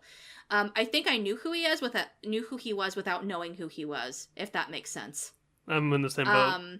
Like, I knew that he did some influential stuff. I did not know what that influential stuff was, and I think that he made some important works, and this adaptation is one way that you can digest that, and you totally should if you can. It's got a lot of things to think about. It's got a lot of things for you to debate about, and I think that nobody is right or wrong, and I think that's great. I think that this is a good show. I don't think that this is a great show. I don't think it's the best show I have ever seen, but I think it's very good, and I really enjoyed it, and I enjoyed it way more than I thought I would. So I liked it. I liked it a whole lot. That's good. Now, Cass, what would you recommend to the viewers at home? What I'm going to recommend is, I can't remember if I've recommended this before, but I don't think I have, and that's Higurashi no Naku Koro ni. And that's because, similarly to Devilman, it has a lot of scenes that'll make you feel uncomfortable. Gore that is very gratuitous at first. Yeah. But once you actually get to, and this is the thing that might turn people off, you do have to get to the second season for it to all make sense. But the payoff is just so good. I watched the first season mostly as a test to myself, because I used to not be able to handle gore, and at the time it was one of the goriest things that was available on DVD that I could watch, and I bought all of the DVDs when I was in high school. Clearly haven't seen Apocalypse Zero. Anyway. Don't look into Apocalypse Zero. Okay, I will not. I was going to, but now I won't. Anyway, point of the matter is it also made me very uncomfortable, but I, for some reason, was fascinated in watching these kids kill each other. And then I realized, after I watched the second season, that there was just so much more. And I think that Devilman gave me a similar feeling. So I would definitely, if you like Devilman, please watch Higurashi no Naku Koro ni both seasons. Cool. Alright, my turn.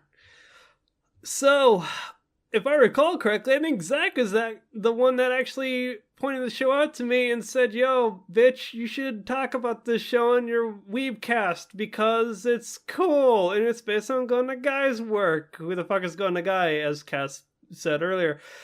Well, he was a big fucking deal in the 70s, yo. He made a lot of things like the Mazinger and the Cutie Honeys. And I'm like, okay, sounds rad. It's going to be on Netflix and it's 10 episodes. I watched all of it within like a day. I mean, so did I, both times. I remember vividly because I watched the first episode before I went to bed at 2 a.m. and the psychedelic imagery was akin to an acid trip. And I was like, am I really that tired, or what the fuck am I watching right now? I can't. Demons and sex and like death. Fuck, man. And then originally I was like, man, this show is really fucking baller. I like this show. But 6 months later, a rewatch later, I'm like, holy shit, this show hits. I dare say, so far, it's one of my favorite animes of 2018. Yes, it is. It is flawed in some regards. It is definitely a show to like, if you have an iron stomach, then I say give this show a shot. Like Cass said, at least episode 1 to see what you're getting yourself into. But the messages it gives, the character's journey of Akira and Ryo and Miki and Miko, and hell, even the rappers are entertaining to watch themselves, to read between the lines of what they rap. It's good, and damn, if it's an enjoyable ride. I recommended this to my brother back home. I showed him some imagery and some clips, and he's like, I'm gonna watch that because, again, it's on Netflix. It's easy to get to, easy to binge. Did you warn him to not watch it with your mom in the room? No, you should pause on the orgy scene. Go get her. Make it a family viewing. Devilman Crybaby, the family show of the fucking year. It brings you all closer together. Did you like The Incredibles 2? Watch Devilman Crybaby. Not gonna lie, when I was at my folks' home on my vacation, I was watching this on my iPad, and I had to get my headphones because I was like, oh shit, there's a sex scene here. I can't. No, I don't want my folks or my siblings hearing moaning. We're not going to have that. Suddenly your mom from the other room, is that a donkey? What is that? Oh, now you know she knows how Glasses Dude feels. Goddamn. So if you haven't gathered by now, this show is a love it. God damn, is it good? Recommendations. I'm watching this show because Zach wouldn't shut the fuck up about it. Neon Genesis Evangelion. Hideaki Anno was inspired by Gonagai in Greatly. a lot of facets. Look of certain scenes with the Ava unit crawling around like a neat little demon thing. Yeah. Spoiler stuff. Yeah. The late game in Ava, deep character introspectives, fucking Mostly character imagery. growth. That was the biggest influence, is the imagery of it. But yeah. Zach, what you got? Oh, it's a fucking love it. Man, the show, I liked it quite a bit when I watched it the first time. I really enjoyed it the second. I don't rewatch things very often. And most of the time, I'm going to be bored. Especially, like I said, 7 months since I last watched it? Yeah. I fucking devoured it. Like, just as quickly as I did the first time I watched it. I remember I texted you last night. I'm like, yo, you ready to record tomorrow at 6? You're like, shit, we're recording tomorrow? Like, have you watched the show? No. Are you going to be good to watch it? You want us to push until Tuesday? No, I got this. The best part, too, was Craig came out and was like, oh, I told Zach and he thought it was a different day. And I'm like, but I gave him the date. Oh, no, it's like I knew it was the 16th, but for some reason my brain, I thought the 16th was a Tuesday. You were obviously possessed by a devil. Goddamn. Oh, man. It's eating your memories of time. Oh, man, the devil's got me again. The show does great artwork, great direction, great emotional arc to the story, great music. It gave me a lot to chew on and to think about, you know? It's an anime I feel, upon rewatch and reflection, it could be and it's hard to say now because it's still kind of fresh, but it could be one of those anime I think people are going to remember as time goes forward, you know? But for now, I might settle for probably the best anime 2018 for me right now. Yeah. So, love it. Recommendations. Where to fucking begin? You have a list? Give 1 or 2. We can't be here all day. Well, I mean, he got Ava. That was on the list. A lot of, basically, any apocalyptic-esque shows that kind of have, like, more to it than meets the eye. You know, your Wolf's Reigns, Utena, Madoka Magica, even, I think. Nice. Are all good follow-ups that are kind of semi-adjacent to the show when it comes to emotional apocalypse. Emotional apocalypses, character arcs. Subverting your expectations. That show's still so fucking good. God, it's so good. Utena's so fucking good. Oh my god. Anyway. I might rewatch that. I have a show to recommend you, Zach, after this recording. I definitely, look, part of my Utena rewatch is my plans to go through I held off for too long on the Ikuhara backlog, and I need to get through it. Are you gonna watch Yuriko Marashi? I need to get through. I want to get to this. Fight the system, Zach. I need to fight the norms. system. Anyway. All right, so it's 2 love it's and I like it. Alrighty then.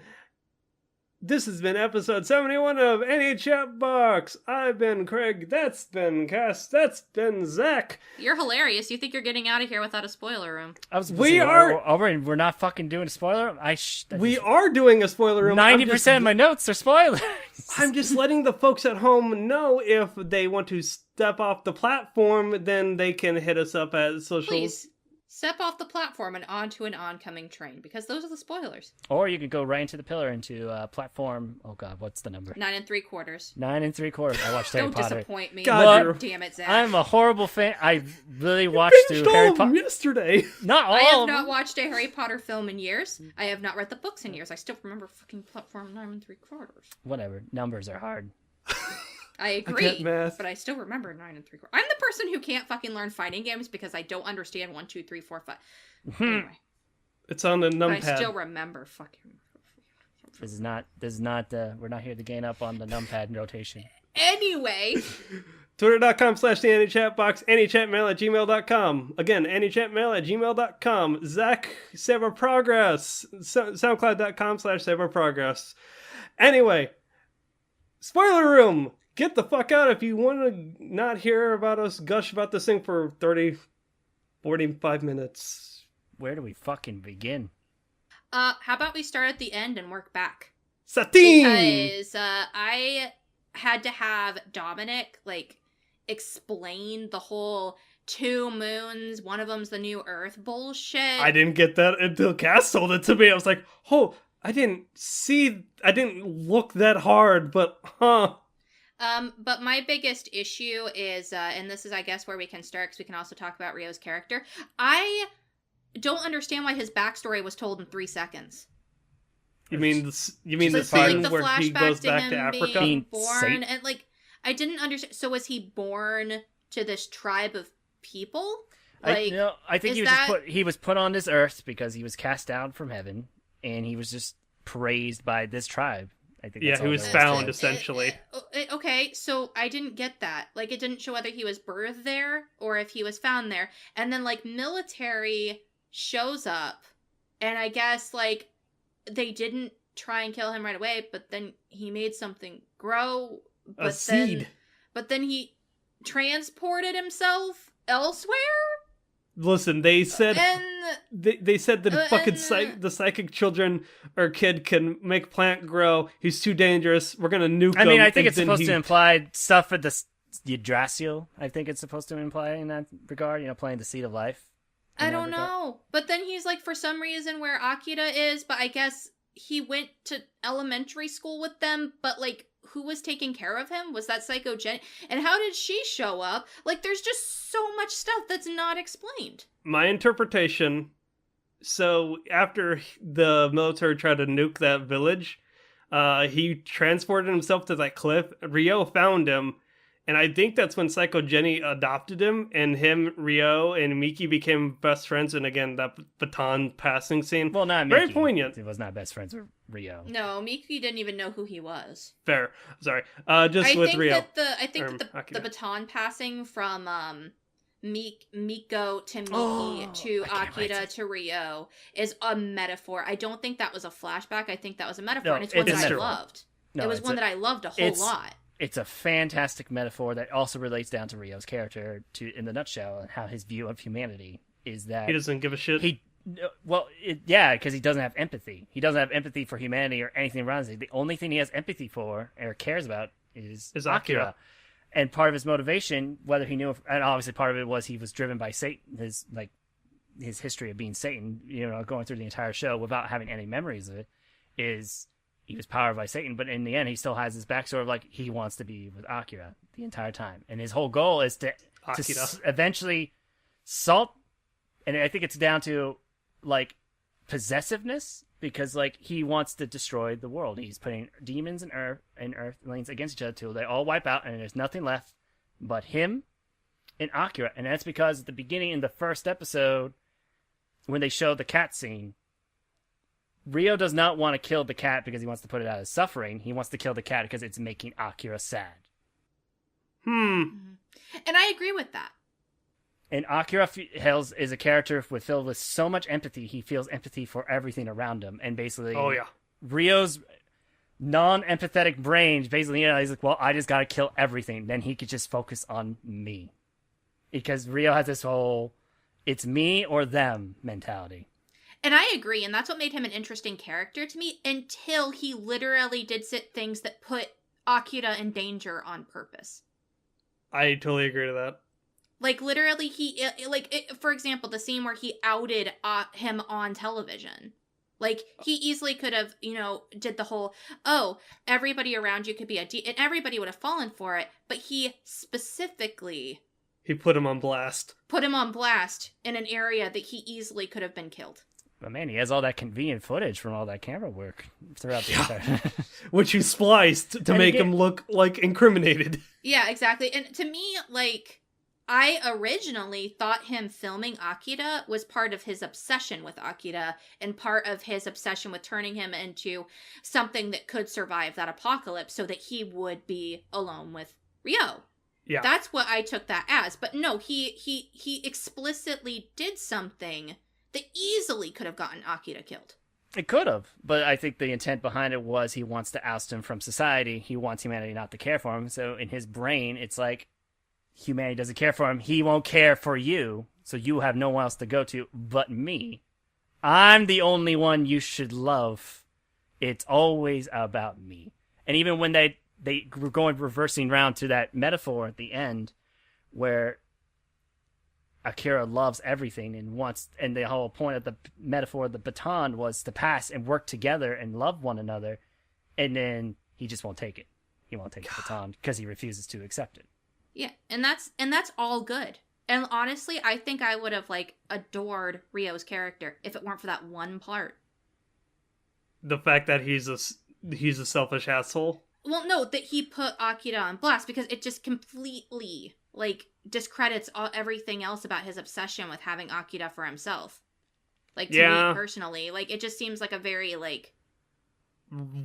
fucked up way to try and get possessiveness over him. Yeah, there's even a scene at one point where he wants to kill Miki because he uses the excuse that Miki might know too much because that scene with after the bathtub and whatever. And that was another scene I had a lot of problems with because they're about to have a fucking argument and then it just cuts to the next fucking day.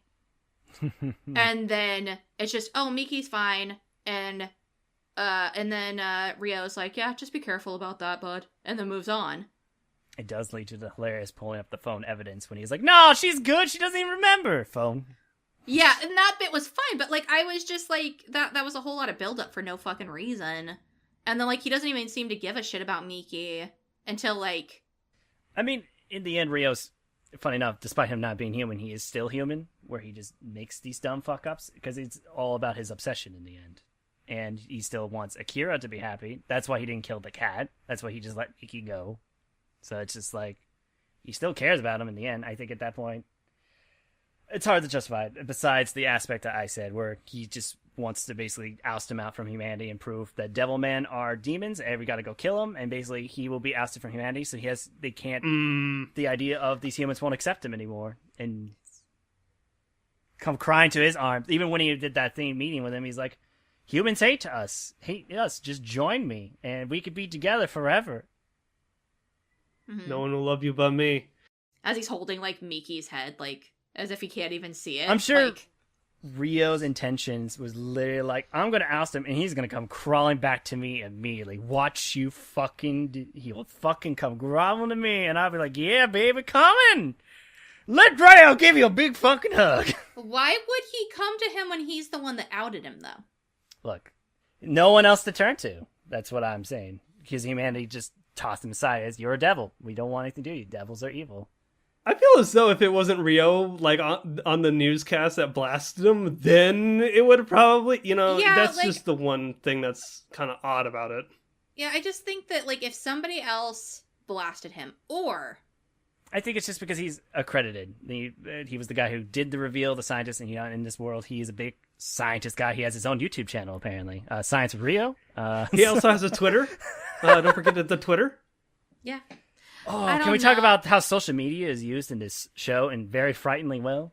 Yeah. It's a little too close to home. Oh, dude, one of the scenes that fucked me up the most and made me like kind of Miki as a character was when she did her little Twitter post at the end, talking about Akira, and then all of the replies to her being die, witch, and stuff. Yeah, go die, bitch, fuck you.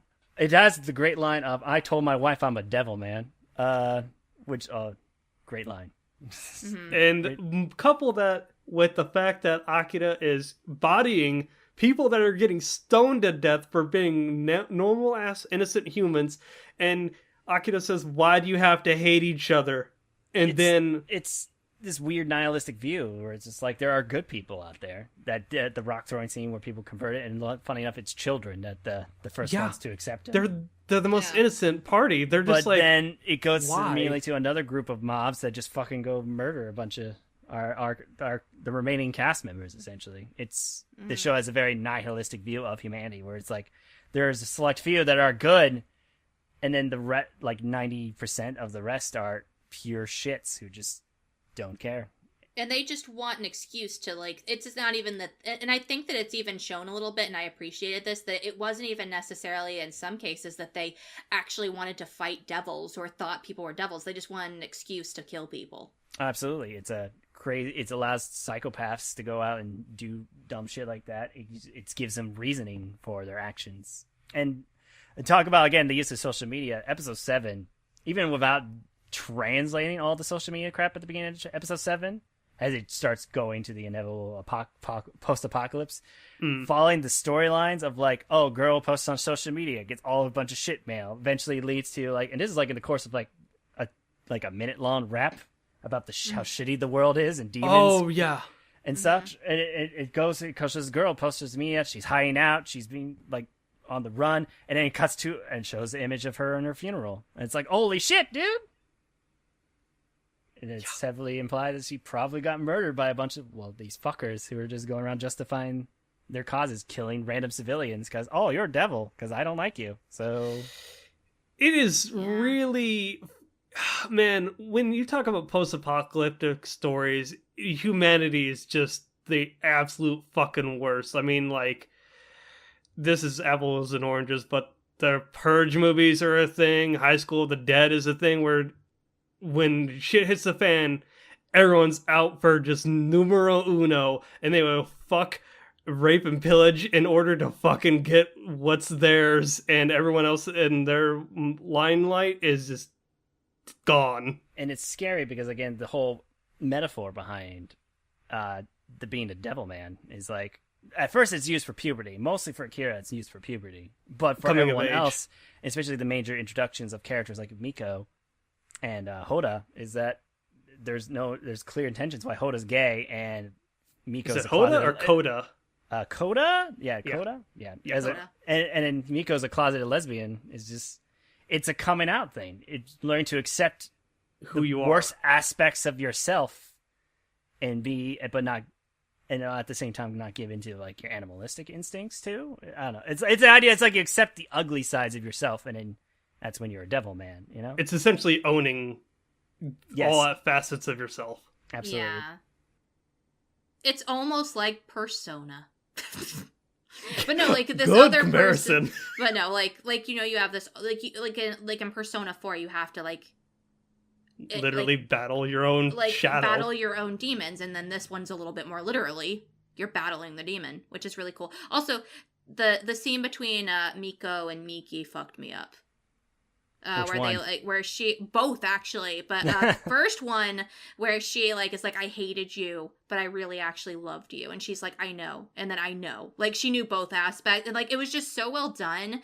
And then there was the scene where they're running later, and she's like, I love you, there's this acceptance, and I really acceptance. So she's free, and she finally is accepting herself as a person too, and it's a beautiful moment, and she's openly willing to transform and be around people when she's transformed, and it's just like, it's a great use of the metaphor of coming out. Vice versa, where Coda essentially is just like, I hate the fact that I'm a demon, I killed my boyfriend, and essentially he becomes the mob, essentially, in a sense, you know? Yeah, he becomes a part of the herd rather than owning the fact that he's a devil man. Yes. Oh, also, moment of hilarity, but the guy, and this is completely off talk from all this deep shit that we were talking about, the part that made me laugh the most in this show, I laughed so fucking hard, was the part where Kodo was, like, going on a rampage in the stadium, and there's that one fucking guy who's, like, listening the relaxation. to his iPod, oh, God. and he's just chill, and then he just gets trampled. Crush. Just like, shit. Like, he's just so fucking done. The show just has so many weird moments like that kind of, like, break up these tensions of, like, really serious scenes. It's just... Yeah, like, that one... Like, me and Dominic both were laughing, so... Because I think if me watching this with somebody else, it was very helpful. And it's hard not to laugh at some of the ridiculousness of some of the demon transformations, too. Like, fucking transforming while having sex and then turn to vagina eating monster. It's like, it's gross, but it's really weird, obscure, and funny in that because of that. I mean, Saline. Okay, the girl whose like tits grew and then destroyed people kind of fucked me up a bit. The girl who was handing out drugs in the first episode. That one was a bit much for me. Yeah. Oh, another scene that I really liked. The little boy, like, when he was, like, eating his mom and the dad came, I was about to mention that. And he had the breakdown because he couldn't do it. Like, that was really human and interesting. It was very good. It was very powerful. And it's funny because it's heavily implied that the dad's religious. So he's very religious. It has and with the whole kind of like gay metaphor, it's like it has so many multiple layers of meanings to it of him trying to, like, I don't know, and he even told us, like, you're not my son, you know? It's just like moments like that. But he still couldn't do it. But the thing is, like, he said, you're not my son, but then when the police and, like, the army came in, he's like, no, stop, that's my son. That's my son and wife. It has multiple layers and how much it conflicts him. And it's a very just human moment. And even the aspect of Taro becoming a demon. It's so throughout fucked the entire up. show, he thought it was so cool that demons, like the idea of demons, and even when the demons first appeared, he thought it was so cool. But I think after, like, it became most notable because the scene where most notable he's a demon wearing his mascara. When his his eyeliner. reading the Bible, it's almost kind of like this double meaning. It's like, so I'm a demon, you know, like, and that's what, you know, kind of lets him to recluse himself. He became afraid. A full devil man type thing, you know. He's hiding part of himself. And he and like that he knew too, and he tried to hide, and he just like it blew up in his face. Oh yeah, it backfired. Also, the military literally like just shot the fucking dad down instead of moving him out of the way. I mean, then he said, "Hey, move," and then he's like, "No, dead." Yeah, again, like it's humanity. They easily could have moved him, but that just they goes could, to show but like how. I mean, they gunned down like several people for no other better reason. Exactly. In the show, like it's just going to show like they have no sympathy. The show doesn't have a positive outlook of humanity. Even the quote unquote order has just kind of like, this guy's acting weird in the street. We're gonna fucking shoot him now. Yeah. Oh yeah, he's running around getting hit, mauled, or like ran over by cars. He's just like, end of times are nigh. The end of times are nigh. And they just fucking roll over and just side by shoot him. And you're just like, ugh. Well, there was that little old lady too that he tried to like ask, like, have you seen my wife? And she about shot him in the head before she got shot first. Yeah. Isn't that the one where you see the eyeball just hanging on the ground? Yep. Let's talk about the breaking of Akira's character. How much they slowly broke him as an individual over time. And how it relates so well to the running metaphor too, that throughout this entire show. Mm-hmm. Like, you mean with his family?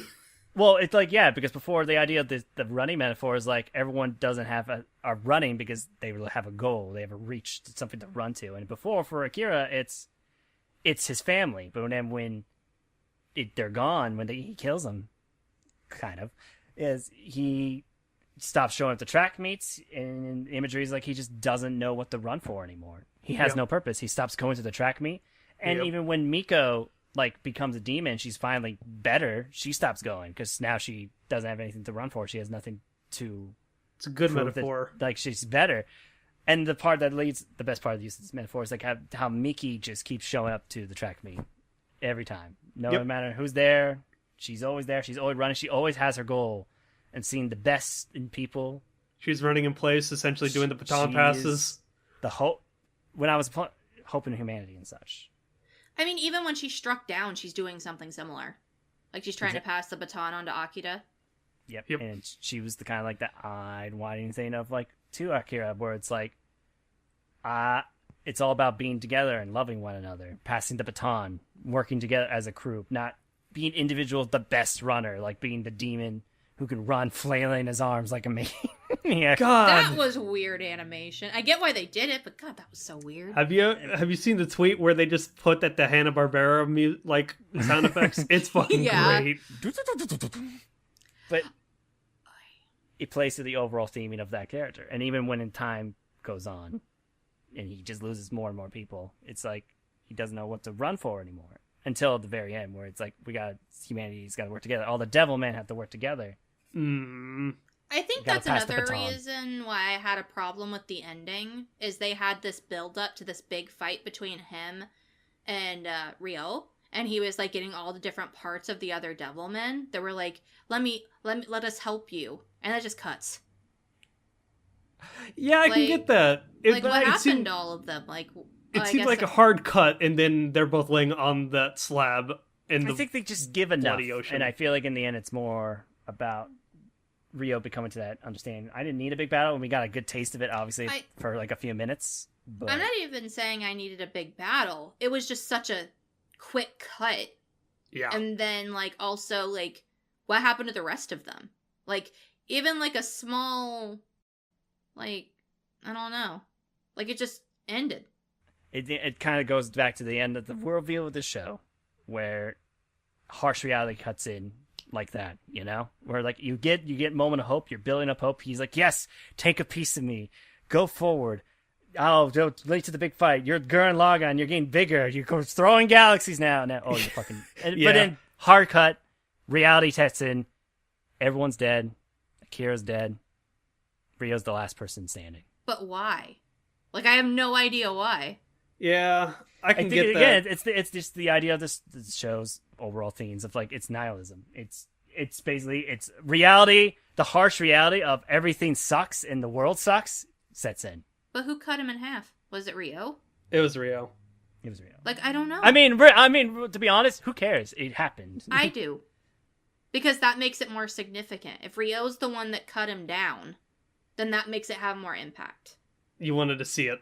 I don't even want to see it happening. I just want to see Ryo running up to him and then cut.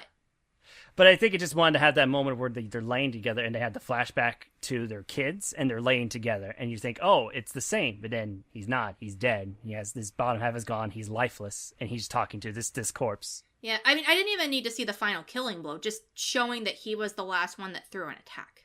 And but it isn't. I do not know for sure Ryo's the one that cut him down. I mean, for me, it didn't matter. It could have been, it could not. But I think the intent is to have the harsh reality of the world set in and everyone's dead. And I think the show has a world point that everything sucks. 90% of humanity is going to go fucking kill and murder all your friends and put them on pikes. Yeah. Because I know, but that's the thing. You don't need to know, but that would have taken 2 more seconds. Yeah. Is my point. It would have taken 2 more seconds for you to give me that little piece of information. But, and that does matter, because then, he's the one who brought it. Because, if somebody else struck Akira down, it doesn't have as much impact, because the whole point is Ryo's the one who did this to himself. That's one of the big things. But if somebody else did, or, maybe the Devilman turned on each other, I don't know what happened.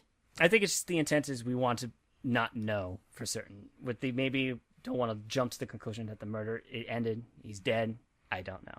I think that was probably the intention of Yuasa or Go Nagai. I don't know about if that happened in the manga or not. So no idea. Maybe I'll go read the manga. I don't know. I've heard it short. It's a nice 2 omnibuy that are being re-released right now. Well, there you go. It's interesting because when I think of, again, your Gurren Lagans, your Final Clashes, hell, even Naruto, they had a giant-ass clash which blew up everything in the process, where the Kamehameha waves contacted and everything blew up.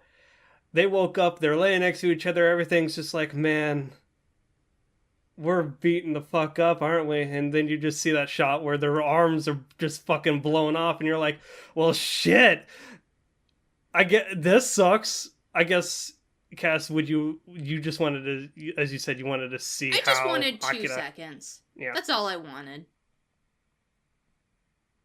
And I mean, I understand Zach's point. Yep.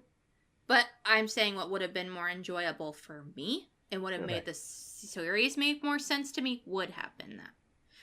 Oh god, there was another spoiler I wanted to talk about and I forgot what it was. Do you have anything else on your notes, Zach?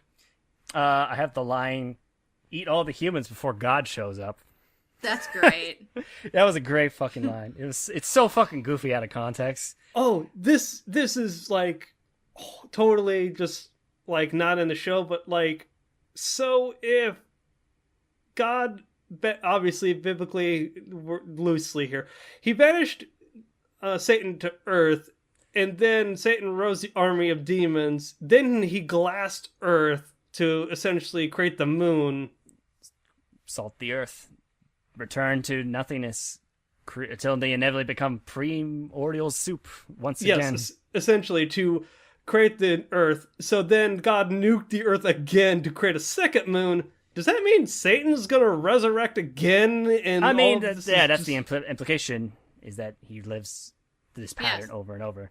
Yeah. Damn. Well, and it's really cool. But I think that, like, especially that happening at the very end, it's like you have to watch like past the credits, and then that's the last shot. I think that also could have been 2 more minutes. It's just when you think about it, Akira. I think it's one of those situations that's supposed to make you think, and give you a little to go off to think off of. But it didn't at first. I thought it, like, to be honest, like, I didn't get it. Like, I just thought it was a pretty little image at the end, especially because it said, like, thank you for watching. I thought it was just a pretty picture that they were just showing at the end. Like, I didn't get it was part of the story. So if they had included it in the show, I would have even thought about it. Most people aren't going to think about it because they don't know it's part of the story. Man, if Akira doesn't get resurrected, then fucking Satan's gonna go unchecked. Most of the people I know who've watched this show, and I've gone back and asked them about it after Dominic told me, did not know, including Greg. Yeah. Like, I think that should have been part of the show. I remember the other spoiler I wanted to talk about. The after credit scene, and I think it was like episode like 10 or 11, where it's 9, where it's just like Akira and Miki on the motorcycle. Yeah, that was really pretty. That was really pretty. Very nice. Fuck you. Things that they wish they could have right now. Yeah, but it was pretty. Yeah. In defense of the cum scene. Was that what he was? Never mind. No, just a hard right now in defense of the cum scene. Akira! You know, Akira is so pure, that's probably what he was getting off to. Them just riding on a motorcycle. but the thing I thought so interesting about the fascination of the cum scene is that it's funny and weird, but it also, it kind of, especially because rewatching Enda Eva and a very similar scene occurring, not to the same extreme, I was about to say, it didn't splatter on the But seal. it was definitely one of those moments where a character was up against the wall, they don't know what to fucking do, and they have all this pent-up energy, and they end up just reducing to their animal instincts to vent out their energy, you know? Except Akira doesn't say, man, I'm so fucked up. Instead, no, but he's not doing over a lifeless body. Arguably rape. So basically, Shinji's got some issues. Yeah, at least then it was in his room where he can clean it up afterwards, and no one else was there. He looked up and closed his nose because you're like, oh god, that smells. Oh god, you see, that would be one of the great things is if somebody walked in on him, because you can't have that moment of, I can explain. Bring out, get the mop. And then, the mom walks out and is like, oh, teenage boys. Oh, teenage boy. That's not how that works when it's all over the ceiling. We talked about the rap earlier, with Miko, the rap being told to Miko. Yeah. And how the multiple layers about it, and how it relates to her as a character. It's such a fascinating and very powerful moment, especially on rewatch too, because now knowing 100%, I mean, the inkling was there that she was probably gay, and now going to rewatch, and now oh yeah, she's totally gay. Is definitely has that moment of like holding part of herself, living in another person's shadow. Not only has the layers of like living in Miki's shadow, but also just like how she is hiding this aspect of herself to herself. And this is before the devil stuff occurred. So it's like she's hiding just one aspect of herself and is afraid to go push it forward and be real with people and kind of be forward about it. Yep. It's own it. Good. It's powerful. It's great stuff. I miss that character. I miss that You're gonna die boy. anyway, but own it for the moment. And also how just even like, man, if anything, one of the moments that made me sad is how the rap group ended up going against one another. It shows the worst of humanity does appear in the most random circumstances, where one of his own friends stabs him. It was the first one to stab a knife into him. when they were fighting off the horde in the episode 9. Wait, are you talking about the guy that like stabbed the rapper with the braids? Oh, and the red was jacket? fighting off the people, and then the rapper with the hat stabs him, and he was the first one that stabs him. And he joins the horde along with the kid with the Banes. So wow, that's fucked up. I actually didn't notice that.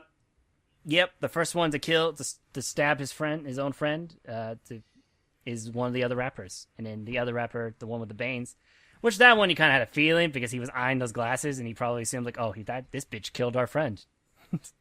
All I remember was just as for Hat Guy, he just probably fucking pissed his pants. He's like, I'm joining this mob. Fuck it. I just remember, just Wamu getting like fucking iced and falling out of a truck, and the guy with the red jacket getting stabbed repeatedly. I'm just like, Jesus. Yep, and the first one to stab him was his own friend. So, yeah. Shows the worst in humanity even could come out in people that we're closest to. Again, this show has a very nihilistic viewpoint of humanity, and it really thinks most people are garbage. Which, to be fair, most people are garbage. So, except you guys. You guys are great. Thanks. Please don't stab me, Zach. I'm not... That's the thing about apocalyptic settings. It just shows the absolute worst in people in, like, media. Mm-hmm. It's just like, all bets are off. Everyone's out for only themselves and no one else. Great show. God damn. So speaking of people being hungry enough to become demons. Yeah. Oh, God. Are we all Look, I could talk about the show for even longer if I had to, but... Maybe off the podcast. I was going to say, we've been running for 2 hours. I just looked at the clock, and I'm like, oh, dang, I got to go in office tomorrow. Fuck, I should probably cook for me and the wife. And I haven't eaten it either myself. Yeah, same. Well, then, that's a wrap, that y'all. Was fun. It's a great show. Great show. Fun. Great fucking show. Good content. 10 out of 10. Thank you, Cass, for... I saw that 7.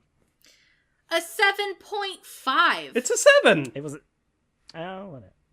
Oh, I put it to a 7.5. I'll fix it. Weird. Like I care.